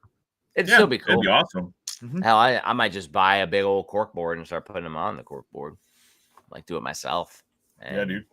just for now until we make something. But yeah, no, I thought it was a great idea. I just know as a collector, like, like I have them all on that like chain, Yeah. just bunched together, and it's not displayed anywhere. I want to see them. I want to have them on a wall. Like Well, and so there was something that we had planned to do and never had the time nor the money. It was something that Super Rare was doing, where they would take and make a shadow box release of their games. yeah, So they would do like their game, everything all out in a shadow box, and then they would make an extra one or two and like give it away to customers. Like a customer in the back, they do a giveaway and like, hey, you get the shadow box, and they do a whole marketing thing on it. And so I thought that was cool as hell, but I just never have. But I think like having more things that we can display, because I always want to display all the stuff face forward for premium, especially Same, stuff that dude. we've made too. It's even cooler. Yeah, I mean, like, not only can collectors display their collection of the stuff that they collect from us, which is the Wall whole art. point, it's wall art. Yeah, it looks great and it's uniform.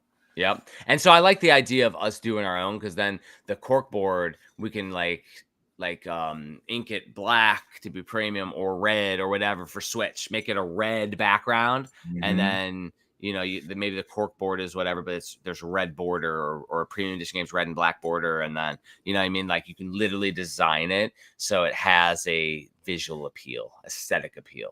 I love it. Right. It's a great idea, man. Cool shit. The only other thing in the news that I saw is that there is a new Virtual Boy emulator that was released. However, it's on the 3DS. Oh. Yeah. And I'm loving that. Yes. And so I don't have my 3DS hacked. So I went down a rabbit hole just watching videos and looking at it. So apparently the new 3DS emulator was updated within the last 2 weeks. And you can now play all the games. The slider works on the intensity. You can change the color of it. So you can leave it standard red, or you can change it a different color. So for a game like Vertical Force, that's hard to see because it's dark, you can make it white, white 3D or whatever, or blue or purple. You just literally choose the color. Dude, it's cool. And so I looked at a video, and there's like a tutorial on YouTube that how you just move some files over to the SD card, click a couple buttons, and you have the Homebrew launcher on your 3DS, and you can download that emulator. That's awesome. I really want to do. I've been so busy working on design. Oh yeah, especially be able to see it in 3D. With I can't even remember. Stereoscopic. And apparently it works with both the 3DS and the new 3DS. Obviously, the new 3DS will work better. It also has on the screen, you can switch between the D-pad and the buttons, because there's a double D-pad in case you don't have the nub. You can actually, because the new 3DS has the nub. That way you can use the other second D-pad for games. So you have to touch it, which isn't as good, but it's a way to play. Super cool, man. Like, so that the 3DS emulator, man, like that opens it up. I had a 3DS as a kid, got it from KB Toys for $25, got the sticker on it still. Love that thing. Never gonna play it again, brother. Like, never gonna play it again. No, there are enough games that I'll go back to it. Like the best Final Fantasy Theatrhythm is on 3DS. No, I mean the Virtual Boy. Oh, Virtual Boy. I'm sorry. Yeah, I didn't get my 3DS for $25 at KB Toys, dude. Oh yeah. Like if I got my 3DS at KB Toys, it'd have been did some weird time travel. I said during our pickups that I held something back, and that was because it's Virtual Boy related. I got this a long time ago, but I've never shown this off. I was one of the people who got the Castlemania Games Virtual Boy Consolizer. That's so awesome. So you pop the cartridge in there, and then you're able to play it on screen instead of having to stick your face in the thing. That's cool. Yeah, that is freaking awesome. I always wanted one of those. And then when I watched the video review on the emulator, I didn't realize how important having the depth of vision on the 3D is versus a console version. And I'm like, oh yeah, so it's awesome to have both at this point. That you can play it on the TV, but you also then can play it with 3D. Oh yeah, without having to stick your face in that thing, like, you know. Yeah, exactly, dude. It's such a cool idea, though, man. Now, have you seen this? It's called the Hyper Flash 32. It's a flash cart. 32. It's a flash cart for the Virtual Boy, and it actually has an e-ink screen that shows what game is loaded to it at any given time. Wow. Nope, never heard of that one. Yeah, and so you plug in external power, and then it has buttons on the back that you actually like navigate a menu that shows up here. That's so cool. You choose the game, and then it flashes the game to it, and then changes the artwork compared, whatever is loaded at the time. That's so cool. I always wanted them to do that for a NES cartridge. I know, yeah, that'd be Bunny Boy could have totally done it with yeah, because he had a LCD screen, but yeah, I always wanted the e-ink screen cool. Yeah, this is cool, but apparently this is the older version. There's a newer version with red ink. Oh shit! Which is even fucking cooler. I need you to send me a link because I would like to buy one just to have one. Yeah, I'll try and find it for you. Yeah, dude. So I think the next thing to talk about is how Talk Me Out of It Tristan failed me. Uh-oh. So, a couple weeks ago, I was going around. This is after we recorded. We went over to the NEX and looking for some games and other things. Maybe talking to get my daughter a gaming laptop or whatever. And they had a big old display for the Lenovo Legion Go. Oh, okay. And so I went there and I'm like, oh yeah, don't need this. Plus I went to Andrew. I'm like, plus they only have the 512 one. They don't have the 1 terabyte edition. If I'm going to buy it, I'm going to spend the extra $50. And so my wife, being the enabler, says, well, they have it at Best Buy down the road and we'll just buy it. Oh, shoot. So I own the Lenovo Legion Go now. You can see our own picture. That's a nice screen. Yeah, this thing's huge, dude. It's a big screen. So this is very interesting because I found a unique utility for this in my gaming setup. And it came with a big old hard case, which is awesome. Okay. And it has this thing, which is pretty cool. This, you take off the controller and you put it in here, and it is a mouse. Oh, weird. It is a mouse, and it has the buttons like right here, like all the different buttons and things. Interesting. So you can use the mouse with the like this, and it actually has a groove for your hand and everything. I haven't done the mouse, but you can literally do it for first-person shooters and shit like Doom. Because Doom is the only first-person shooter there is. So naturally, it's the only one that matters. Naturally, I'll say Doom every time. So yeah, the interesting thing is, these pop in pretty easily. So the utility though. So my the Talk Me Out of It Tristan before for the Steam Deck OLED. I had mentioned that I didn't want to reinstall all the stuff on Steam, on the OLED, all that. But the other thing why I wanted an OLED was I wanted more storage. So this is a brand new device with the terabyte on it. So I have a terabyte of storage, but also I can play all the Steam games that I have that I don't have the install space to play. So that there you go. Yeah. So cool. The supplement. Yep. Including stuff that we're testing for premium. And it's it's not Linux based like Steam. So it's Windows based. So I can play any Windows thing. It's just Windows is what it is. So it just plays Windows stuff. Technically, if I connect it to a TV or a monitor, I could use Photoshop on it and InDesign. I can do both. So I take it that has an OLED screen? Yes. That one? It has an OLED screen and it's touch screen too. High capacity. And it's more powerful, way more powerful than the Steam Deck. Steam Deck OLED has better It runs better, by the way. They actually upgraded the specs for the Steam Deck OLED, but it's comparable to that, and I can play everything on there. The other thing is, though, is because it's Windows, now I don't have to do what I do on my Steam Deck, which is with Game Pass, I can install the games because they have a Microsoft Game Pass PC version, which I have for free for a year. And I saw Tales of Arise is playable, and I played it on my Lenovo Legion Go is how I played it. And it's installed on it, and it plays flawlessly. So now I can play games on Game Pass installed and not streaming over the internet. So that just opened me to modern games that I can play without having to purchase every single one. And it also puts a fire in my ass that I need to play Tales of Arise before they pull it from Game Pass. If they do, which is cool. And then if I love it, I'll just buy a physical copy.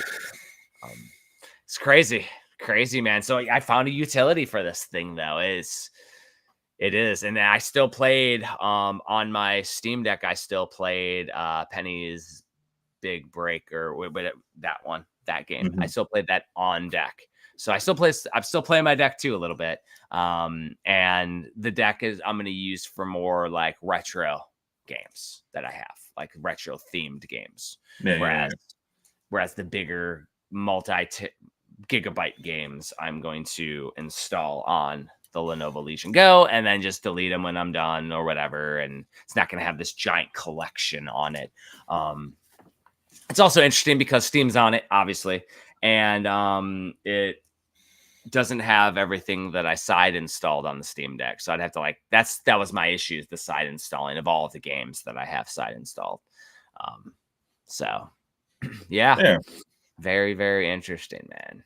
Awesome. I love it. So but I found a use. That's fine. Yeah. I mean, as a person who loves new gear, finding a justification for it is all too important. So yeah. And I leave it on my in the kitchen. We have like a little bar over there, and I leave it on the bar plugged in, so then I just can easily pick it up, and it has a pretty big on the back, a pretty big kickstand. So I just leave it on the kickstand, and I can literally play it on kickstand in the case, and it's at like a perfect height to sit at my bar and play, which is nice. I didn't realize it's hot as hell right now because I had it closed in the case and the screen was on. Oh shoot! I was like, "Ooh, it's hot right now." I'll leave it open. I was like, I haven't seen it that hot before.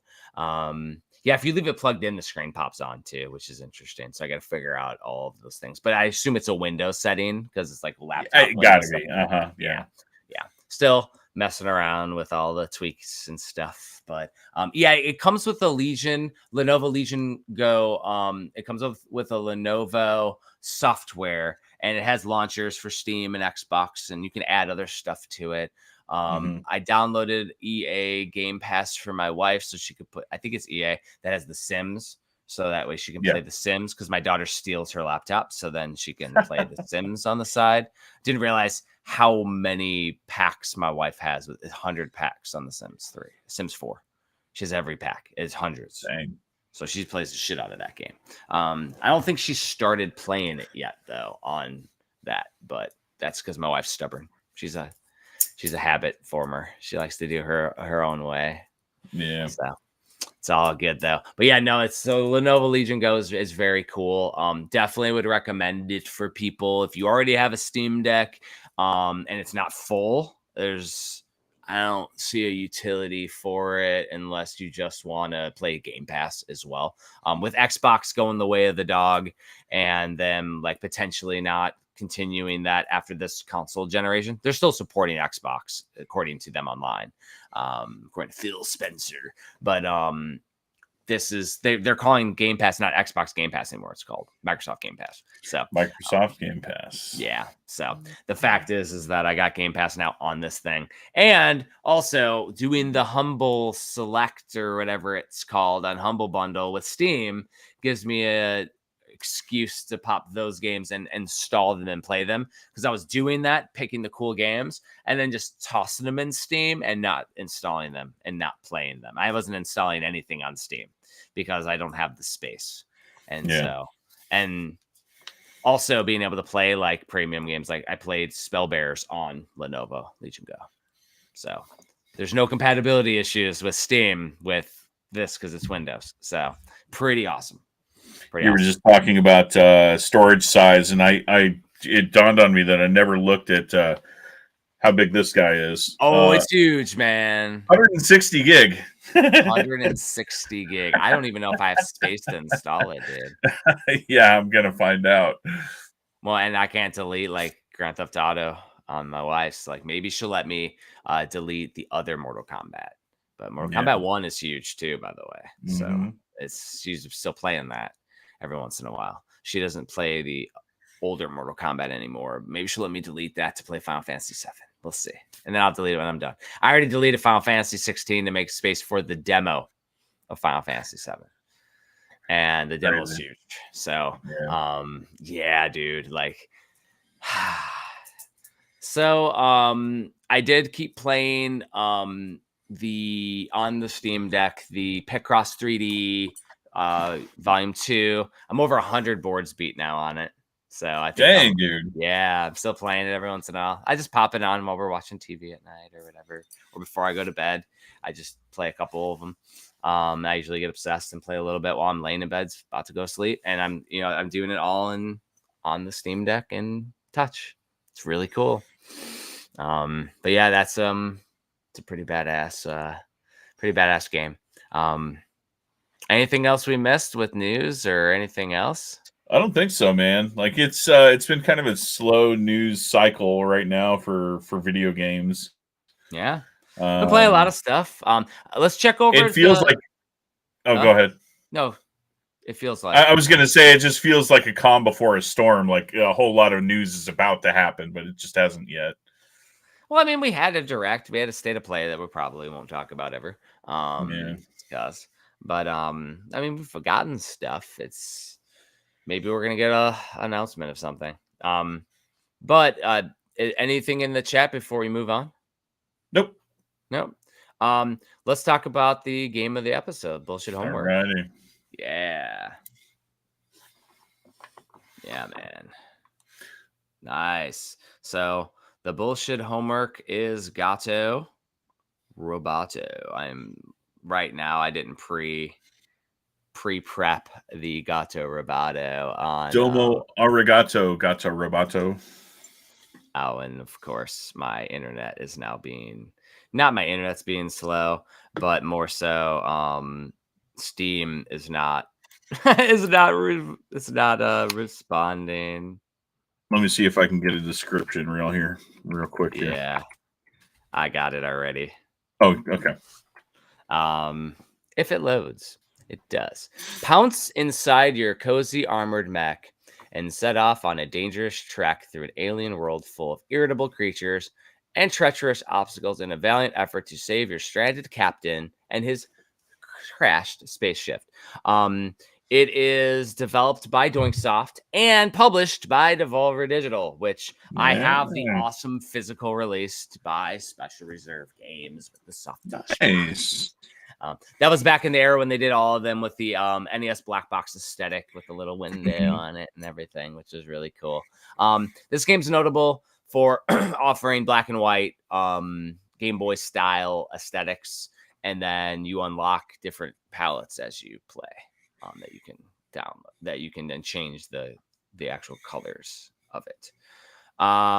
So what it has here is you explore the underground labyrinth of a deep space outpost and uncover the dastardly deeds that unfolded before your arrival. Blast and dash your way through enemies and obstacles in an agile mech suit to face the Guardians stationed precariously through the base. Cautiously venture outside the mech and risk all 9 lives to explore areas inaccessible to your bulky mechanical armor and discover secrets abound and gather new weapons and items and help open up areas of your journey through dozens of handcrafted environments. So this is a search action game, aka a Metroidvania. Which is awesome. It's a Metroidvania style game, which we wanted to play. So, yeah, I love the visuals in this game, Tristan. The visuals. Yeah. Dude. So clean. So clean. It's so clean. And it's not hard to see anything. You know what platforms you can jump on. You know what ones you can't. Like it's game design done well. Like it is awesome.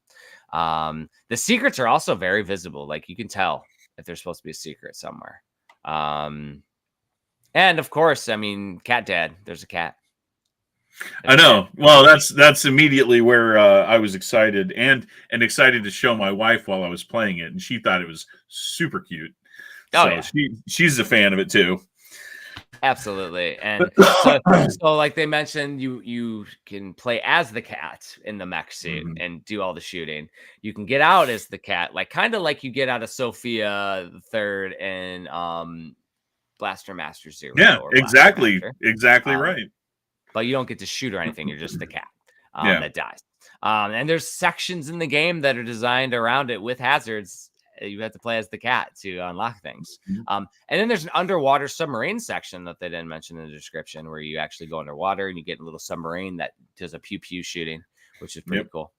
And then there's these spots in levels 2 where you jump in and there's stationary cannons that you can shoot upward. Most of them just shoot like little areas to clear a spot of the level, but there is a boss fight based around the cannons as well. You get jump in and out of the cannon. I haven't seen that one. Go back and forth, which is super fucking cool. Each boss fight has a gimmick to them, and they have tells, and just they're really fun to play. Not super difficult at all. But it was very, very satisfying when you beat them to move on to the next stage. The upgrades are very satisfying when you get them all. You can tell like you're gonna get like different dashes and double jumps and all the things. And then the palettes change the visual aspects. I didn't change the palette at all the whole time I played the game. But there's like all the creamy colors and all the Game Boy. I think I picked up a palette, but I never changed it. So the interesting thing is if you find a bunch, there's an upgrade frog in the main area, and you could upgrade your cannon. But if you find them all, you get a more powerful spin jump that allows you to spin and jump infinitely, almost like doing this. Oh, yeah, okay. So if you find all of the hidden things in the game, and there's like 20 of them or something, then you just end up OP. Yeah, and there's there's some story aspects too that you find with it. I beat the game, by the way, Tristan. So, did you? Okay. How many hours is it? Like 4, 5. Okay. Not long. Yeah, I probably got a quarter of the way through then. Yeah. The final boss is interesting because it has a twist. I'm not gonna spoil it, but it has a twist. It's really cool for the story because the whole basis of the story is basically the cake is a lie. Like it's awesome. It's amazing.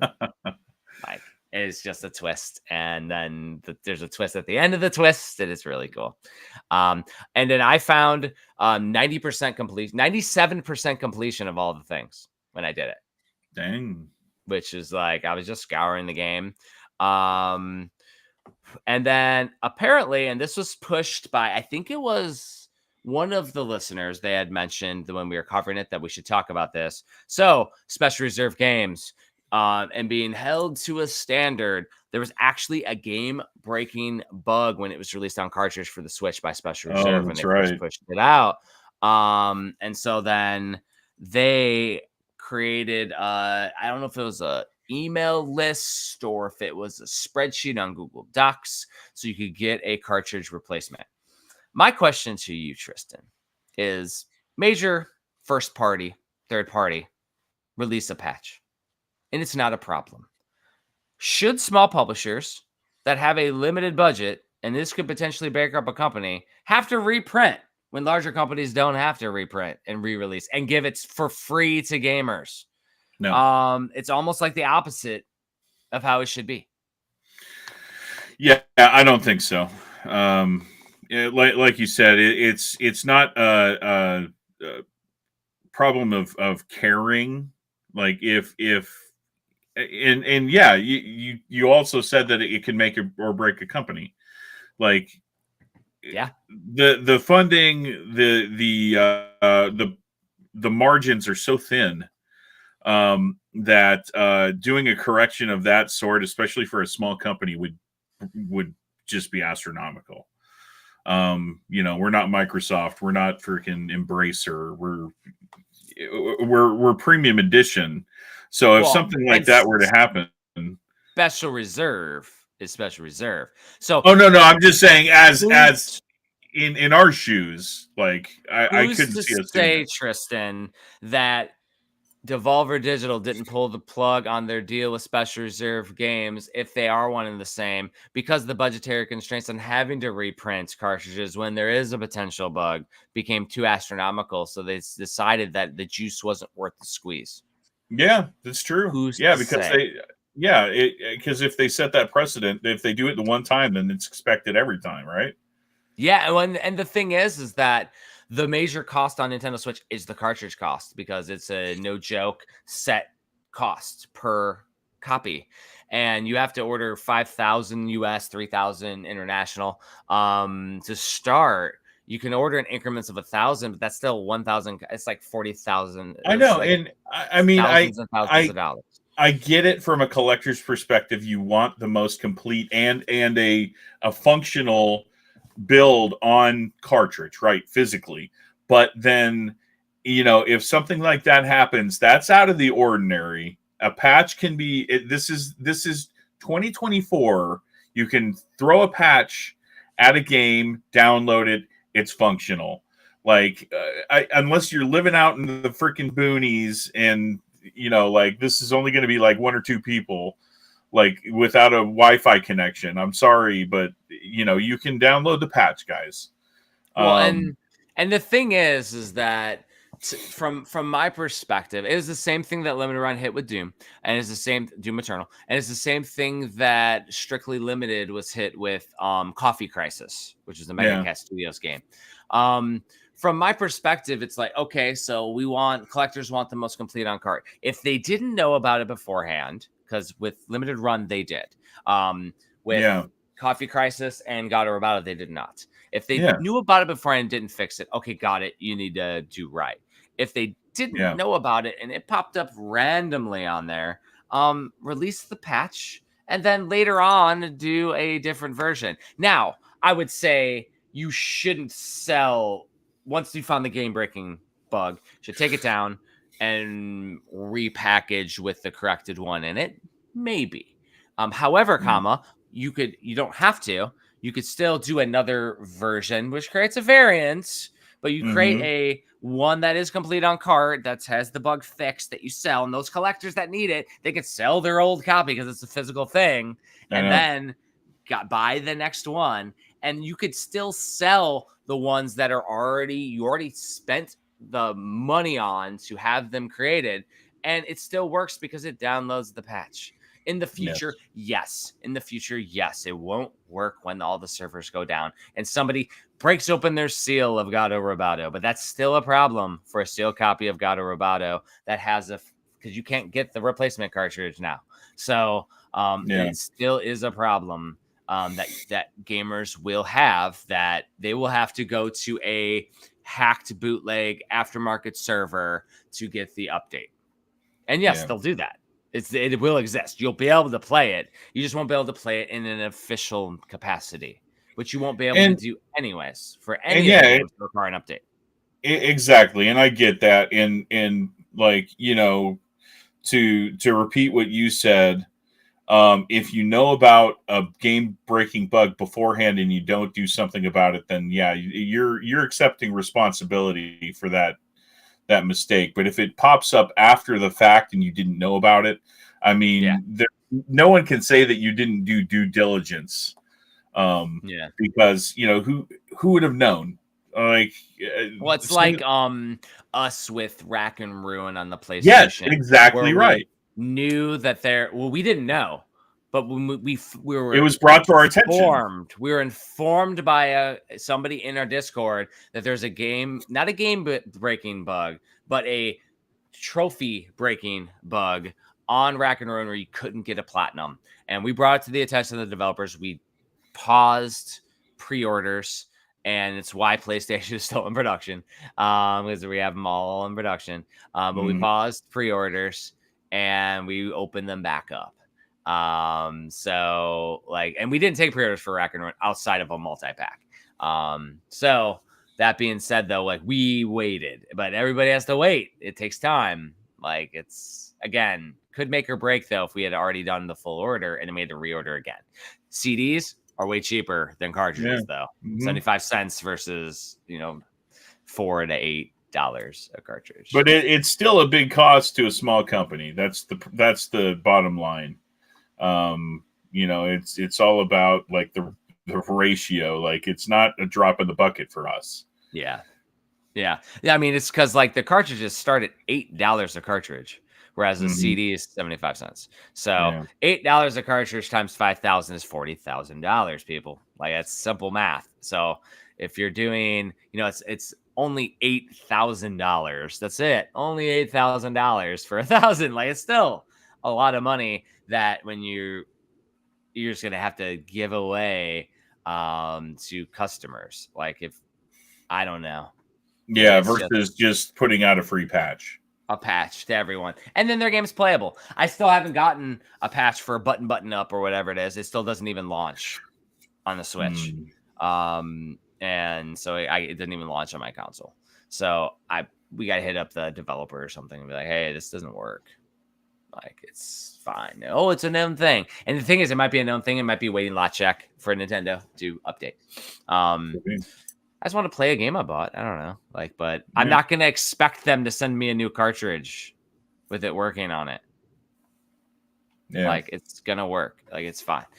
So that's my thing, though. So, like, it'd be interesting to see what the listeners think, because, I mean, like you mentioned Jesse and their runs of physical Switch collector group. I'm sure that there are people strictly on the side of the fence that, oh, no, these companies that, support preservation need to have it fully playable on cartridge. But that is something that is holding people to holding small businesses, not people, and they are people, but small businesses to a crazy standard that the big companies are not held to, and no one would expect them to do that.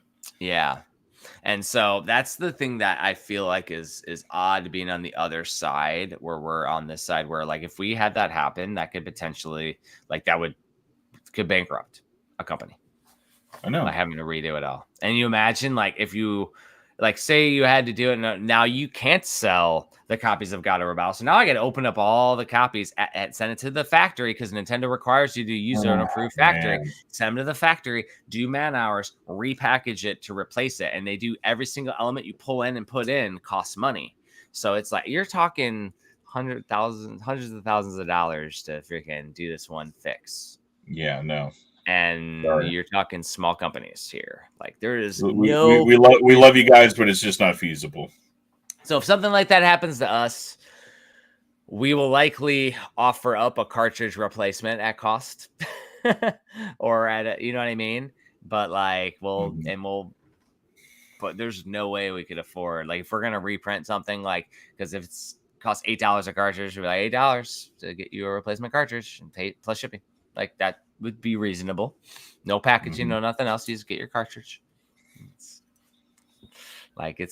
wild, dude. It's wild. That would be my thought on it, though, man. Try to do it right. Yeah. But there's only so much we can do. And expecting it for free is the crazy thing about it. Yeah, that's just not realistic. It's like, dude, like, we got to feed our families, too. Like, it's... We want to exist. We want to keep making games for you guys. So, in order to do that, then, we can't afford to do something like that. And not increase prices, because that's the thing. That's what would happen is, okay, I could do this, but then all future games have to be $10 more, because I gotta replenish $100,000 of excess costs that I had to expend to fix this one thing. And then everyone's like, well, why are you more expensive than everyone else? And it's like, well, you got offset costs in places, and other companies have had to do that. I think First Press recently increased their prices, or them, and there was one other company too that talked about it. And some of it makes sense, some of it, and costs go up every year too. So that's the other thing. Costs go up every year. So yeah, just think about this. Like, for the longest time, a retail video game has been, I'm talking like a normal retail video game has been $60 for decades. and has not increased with inflation. Like if you're talking about a $60 game back in the 90s, that's $120 in today's buying power. That's crazy.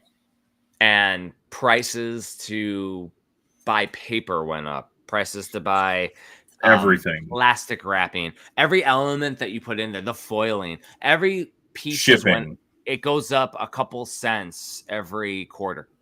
The whole time we've been doing this for now almost 5 years, it goes up in price. And doing books for over 10 years, it goes up in price every year. So I'll have people that go online and criticize, like, I know the prices of things, and it's like, but the price goes up every quarter, like it all, and every year they do another increase. Because again, they also have to pay their laborers too, and all the other things too. So anything requires labor goes up in price too. So it goes up a few cents. So if I'm sending it to a Nintendo assembly for the games, and they're charging X dollars, that price goes up too every year. And you get a bulk list based on how many. So 5,000 times, if it's like $2 a game that you have to estimate it on, there's another $10,000. And then, but if it goes up to 250, that scopes up like a lot. It's crazy, dude. It's crazy. So that's where I'm like, I don't think it's realistic. I don't know if there's even if it's just a vocal minority, or if 90% of people don't care, or if it's everybody that wants a replacement. But it might just be that it became a standard because Limited Run did it or promised it, or I don't know. Yeah. It's a wild one, man. And I know that there are team members on Premium that would be pissed off at us because they are those collectors that do that.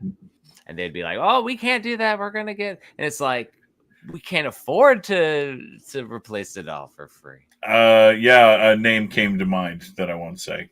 Well,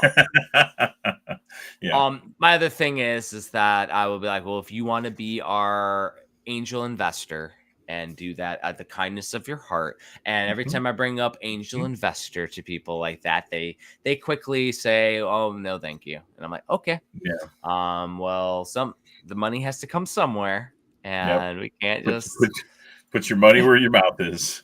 And you can't do a GoFundMe as a company to say, go fund me and earn $40,000 to reprint cartridges so everybody can get it for free.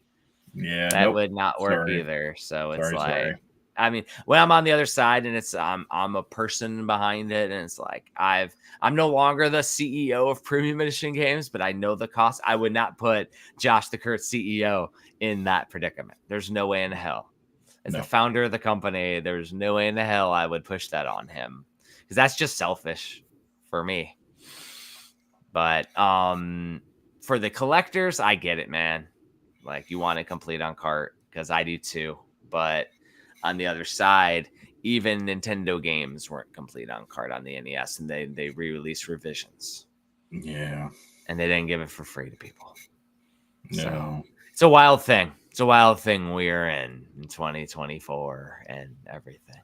But we went off down the bullshit river, Tristan. Yeah, a little bit. What is your experiences with Gato Roboto? We didn't even talk about your experiences. We went off the damn river. I have 3 words to summarize Gato Roboto: kitty cat, Metroid. Kitty cat Metroid. Kitty cat Metroid. Yes. Kitty Cat Metroid. There's some quality of life improvements that were made in this game that I really enjoyed. I love that you don't have an inventory of missiles, that you have a cooldown. Yes. I love that. Nice. I love that. Yes. I made it to the second boss. The one in the submersible where he's like on the mouse is like on the edge of the screen, and then like all the crap coming at you. Yeah. So that's how far I got. The second boss. I want to say there's like close to 20 bosses, by the way, or something. Are they all mice? Is it the same mouse? I think it's probably the same genetically modified mouse who talks eventually. Yeah. Yeah. I think the so. humor in the game is hilarious. There might not be 20 bosses, but it felt like there were a shit ton of bosses. Yeah, the humor in the game is hilarious. The exploration, the combat, and the puzzles are really cleverly done. Where you have to like jump out of the mech suit and be the kitty cat is really cute. It's really well animated, and like I said, I showed this to my wife, and there's a meow button. Yeah, I know. Yeah, a button dedicated to make your cat meow. The meow button. I love Just saying. I was a huge fan of this game. I could see myself if I have some spare time actually playing it to completion because I love Metroidvanias. I love kitty cats. So it's in the backlog. Yeah, I would say so. Because I could spoil the end because it's actually funny. But this is absolutely an A tier title. Yes, I give it an A as well. It is awesome. It is solid. It might be A plus, maybe. It's maybe so good. Yeah, it's really good. Yeah, it is awesome. I love it. Some of the boss fights and all the different quality improvements. I like the way that the mech suit moves. Even the cat, it's pixel perfect jumping. It's really good. Yeah, it's cool. Like whenever you're in the mech, like it actually feels heavy whenever you're like jumping around in it. They really implemented that well. And the backtracking wasn't too bad. No. No, as you go. Yeah, and whenever you do backtrack, it makes sense. They make it make sense. The other thing is because it's smaller in scope, and the map works really well. You can easily see the spots that you haven't been yet. And so it was pretty obvious once you got a new ability, like you could go to those spots pretty fast. And then if you could get into them, because it leaves it like somewhat grayed out where you haven't been. So you can see, all right, haven't been there yet. And anything that you've done is pretty much you can do it once you get to the room. So there's not going to be anything in a room that you can essentially see that you can't get until like if you can see it and you can't get it, it'll stay grayed out, which is awesome.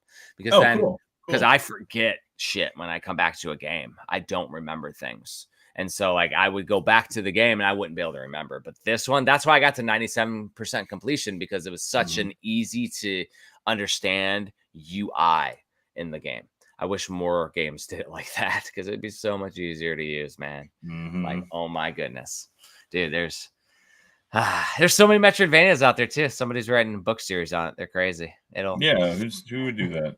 I think if Gato Roboto isn't in 1 and 2, it'll be in number 3. Yeah. Bullshit Presents. It's gonna be awesome. But yeah, dude. Yeah, definitely.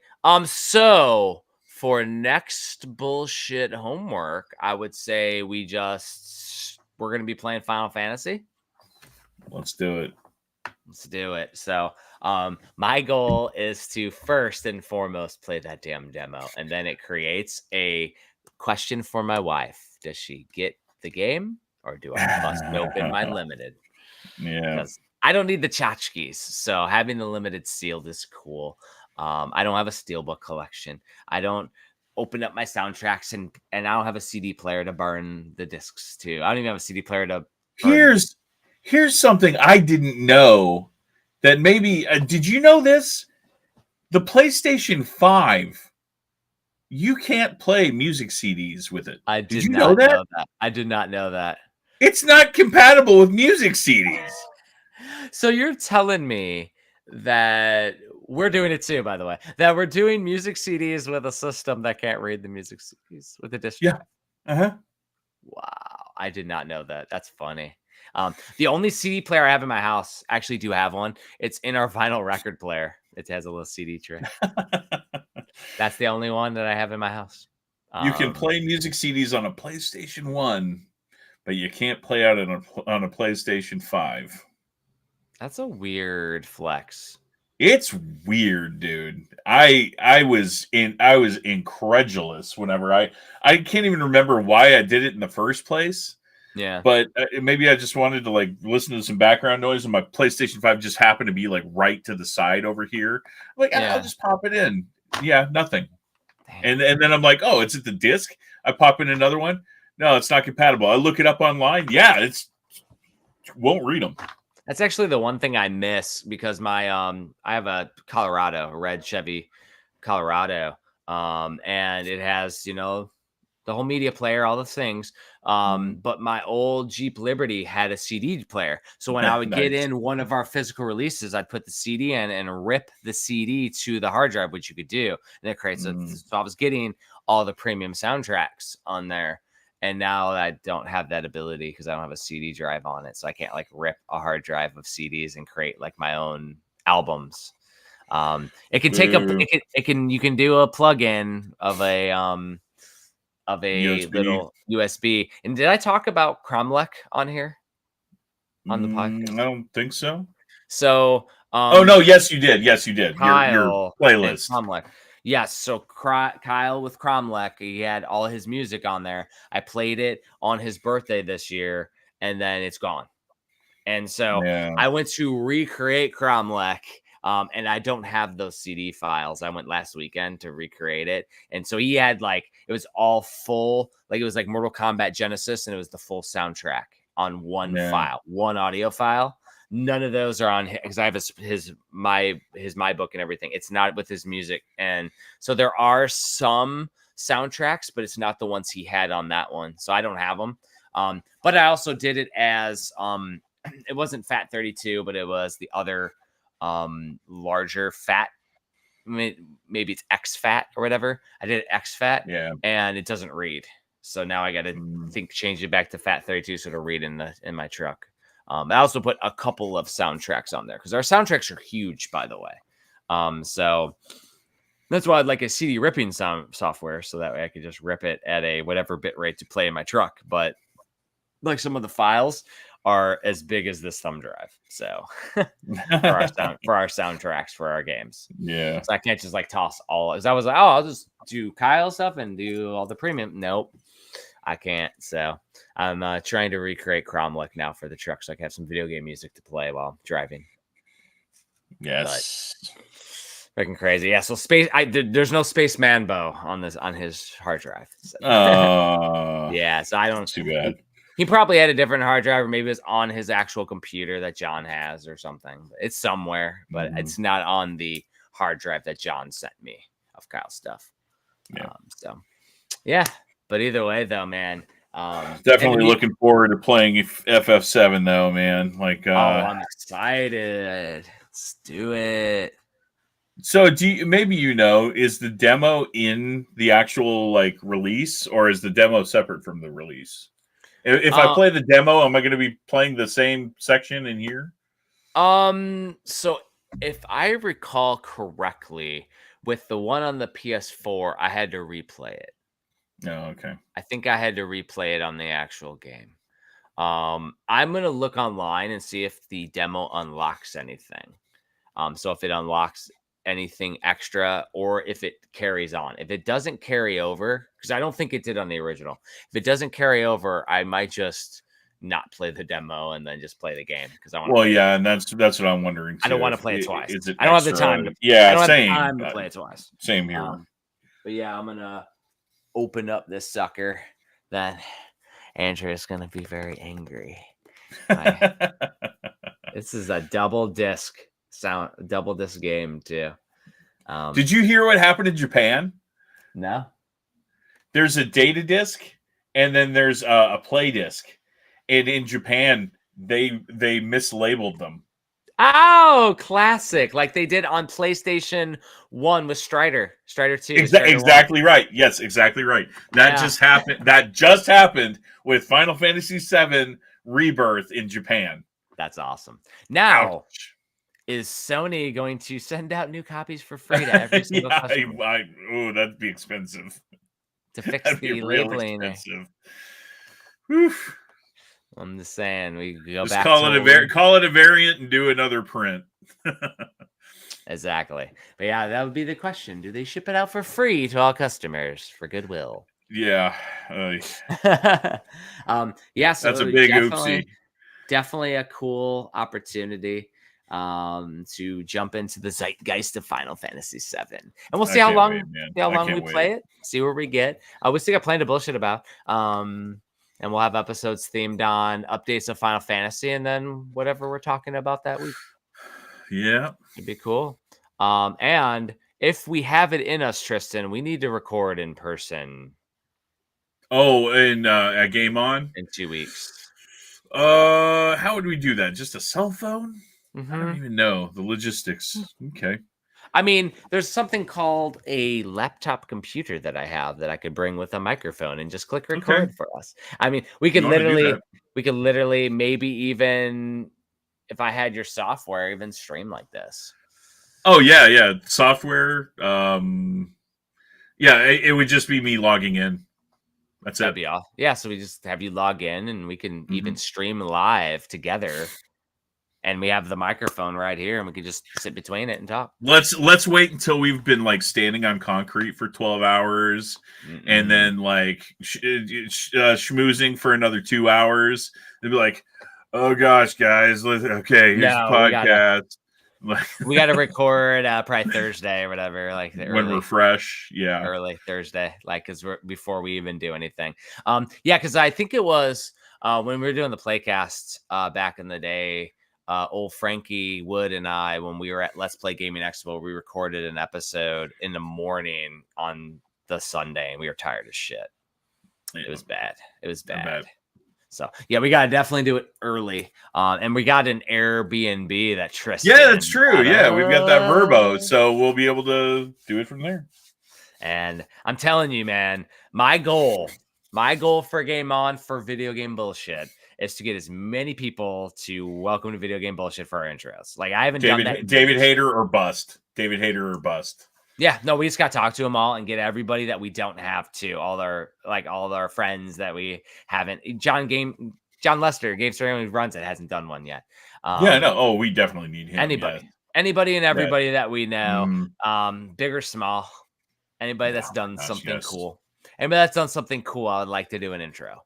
And I think it's just because what I do with that one is I just have my phone and I do voice recorder and I just click go. That's all I do. And then I'll edit it and post. And I still have the 4 or 5 takes from Fillmore. That was the greatest ever. Oh my gosh. It was so good. He's like, okay, give me a second. Oh, okay, got it. And then he'll do it, and he'll like. You couldn't say video game bullshit. No, yeah, I couldn't say video game bullshit. I love that guy. Full game shit. Yeah, we don't need no other shit. I love that guy, dude. I love that guy. And the funniest one was Howard saying bullshit because he doesn't curse. That's why he laughed afterward. He's like, that was such an innocent laugh. Hilarious. One of the classics that I recorded, we did that and had Kyle with. We had the picture with Kyle like in the background. It was I think it was I didn't get it, but $1 Million Man Ted DiBiase was at that one. He's gonna be at this one, I think. He is gonna be at this one. So we need him to do one, like for sure. Oh my gosh. Like I want all the people to do. Well, it'd be like, hey, I'll let you put me in the $1 Million Dream if you do our podcast intro. Yeah, I mean, and the thing is there's some unused ones from Phobos Militia, which was our non-video game one. I got Tom Savini, who's the master of horror. Like he did one. I have Brian. I think it's Brian Cranston, but Brian who was in Silent Night, Deadly Night. Like I have a bunch that are unused. I might use them on the beginning of a Video Game Bullshit sometime when we do a Halloween episode. No, why not? It'll say Phobos Militia, but the Phobos Militia is the freaking other side of things. Yeah, dude. But yeah, so that's kind of the goal. If you are going and you listen, if you're a listener and going, if you let us know and you just say, VGBS or I listen to Video Game Bullshit, I'll have something for you. Oh, yes. I'll have something for you. And I might give you a hug. Yeah, you will. And then we do have a Video Game Bullshit. It's actually it was a Premium Edition Games panel, but it's going to be a video VGBS live. And we're going to talk about the importance of preservation of games and the way that the industry is shifting and the importance of these limited print niche companies like what we are doing. So that's what we're going to talk about. This is the only convention I'm going to unless I can get out to SoCal. But that's right now. This is the only one I have planned that I'm going to this entire year. So Should be an awesome one. So come and hang out. If you're thinking about going to Phoenix, Arizona go to Game On, come hang out with us. We're gonna have a big definitely party. go to Game On, and a couple weeks after that, I'm actually going to the Midwest Gaming Convention. So yeah, MGC Midwest Gaming Classic is one that I haven't so missed. much fun, man. I haven't missed that one since 2010. 2010, like it's been 14, 15 years, man. Keep saying I'm going to bring your cardboard cutout. So I hear somebody's calling Tristan. But anyways, yeah, they are. We thank you for listening, and we will catch you next time. Later, guys. Yeah.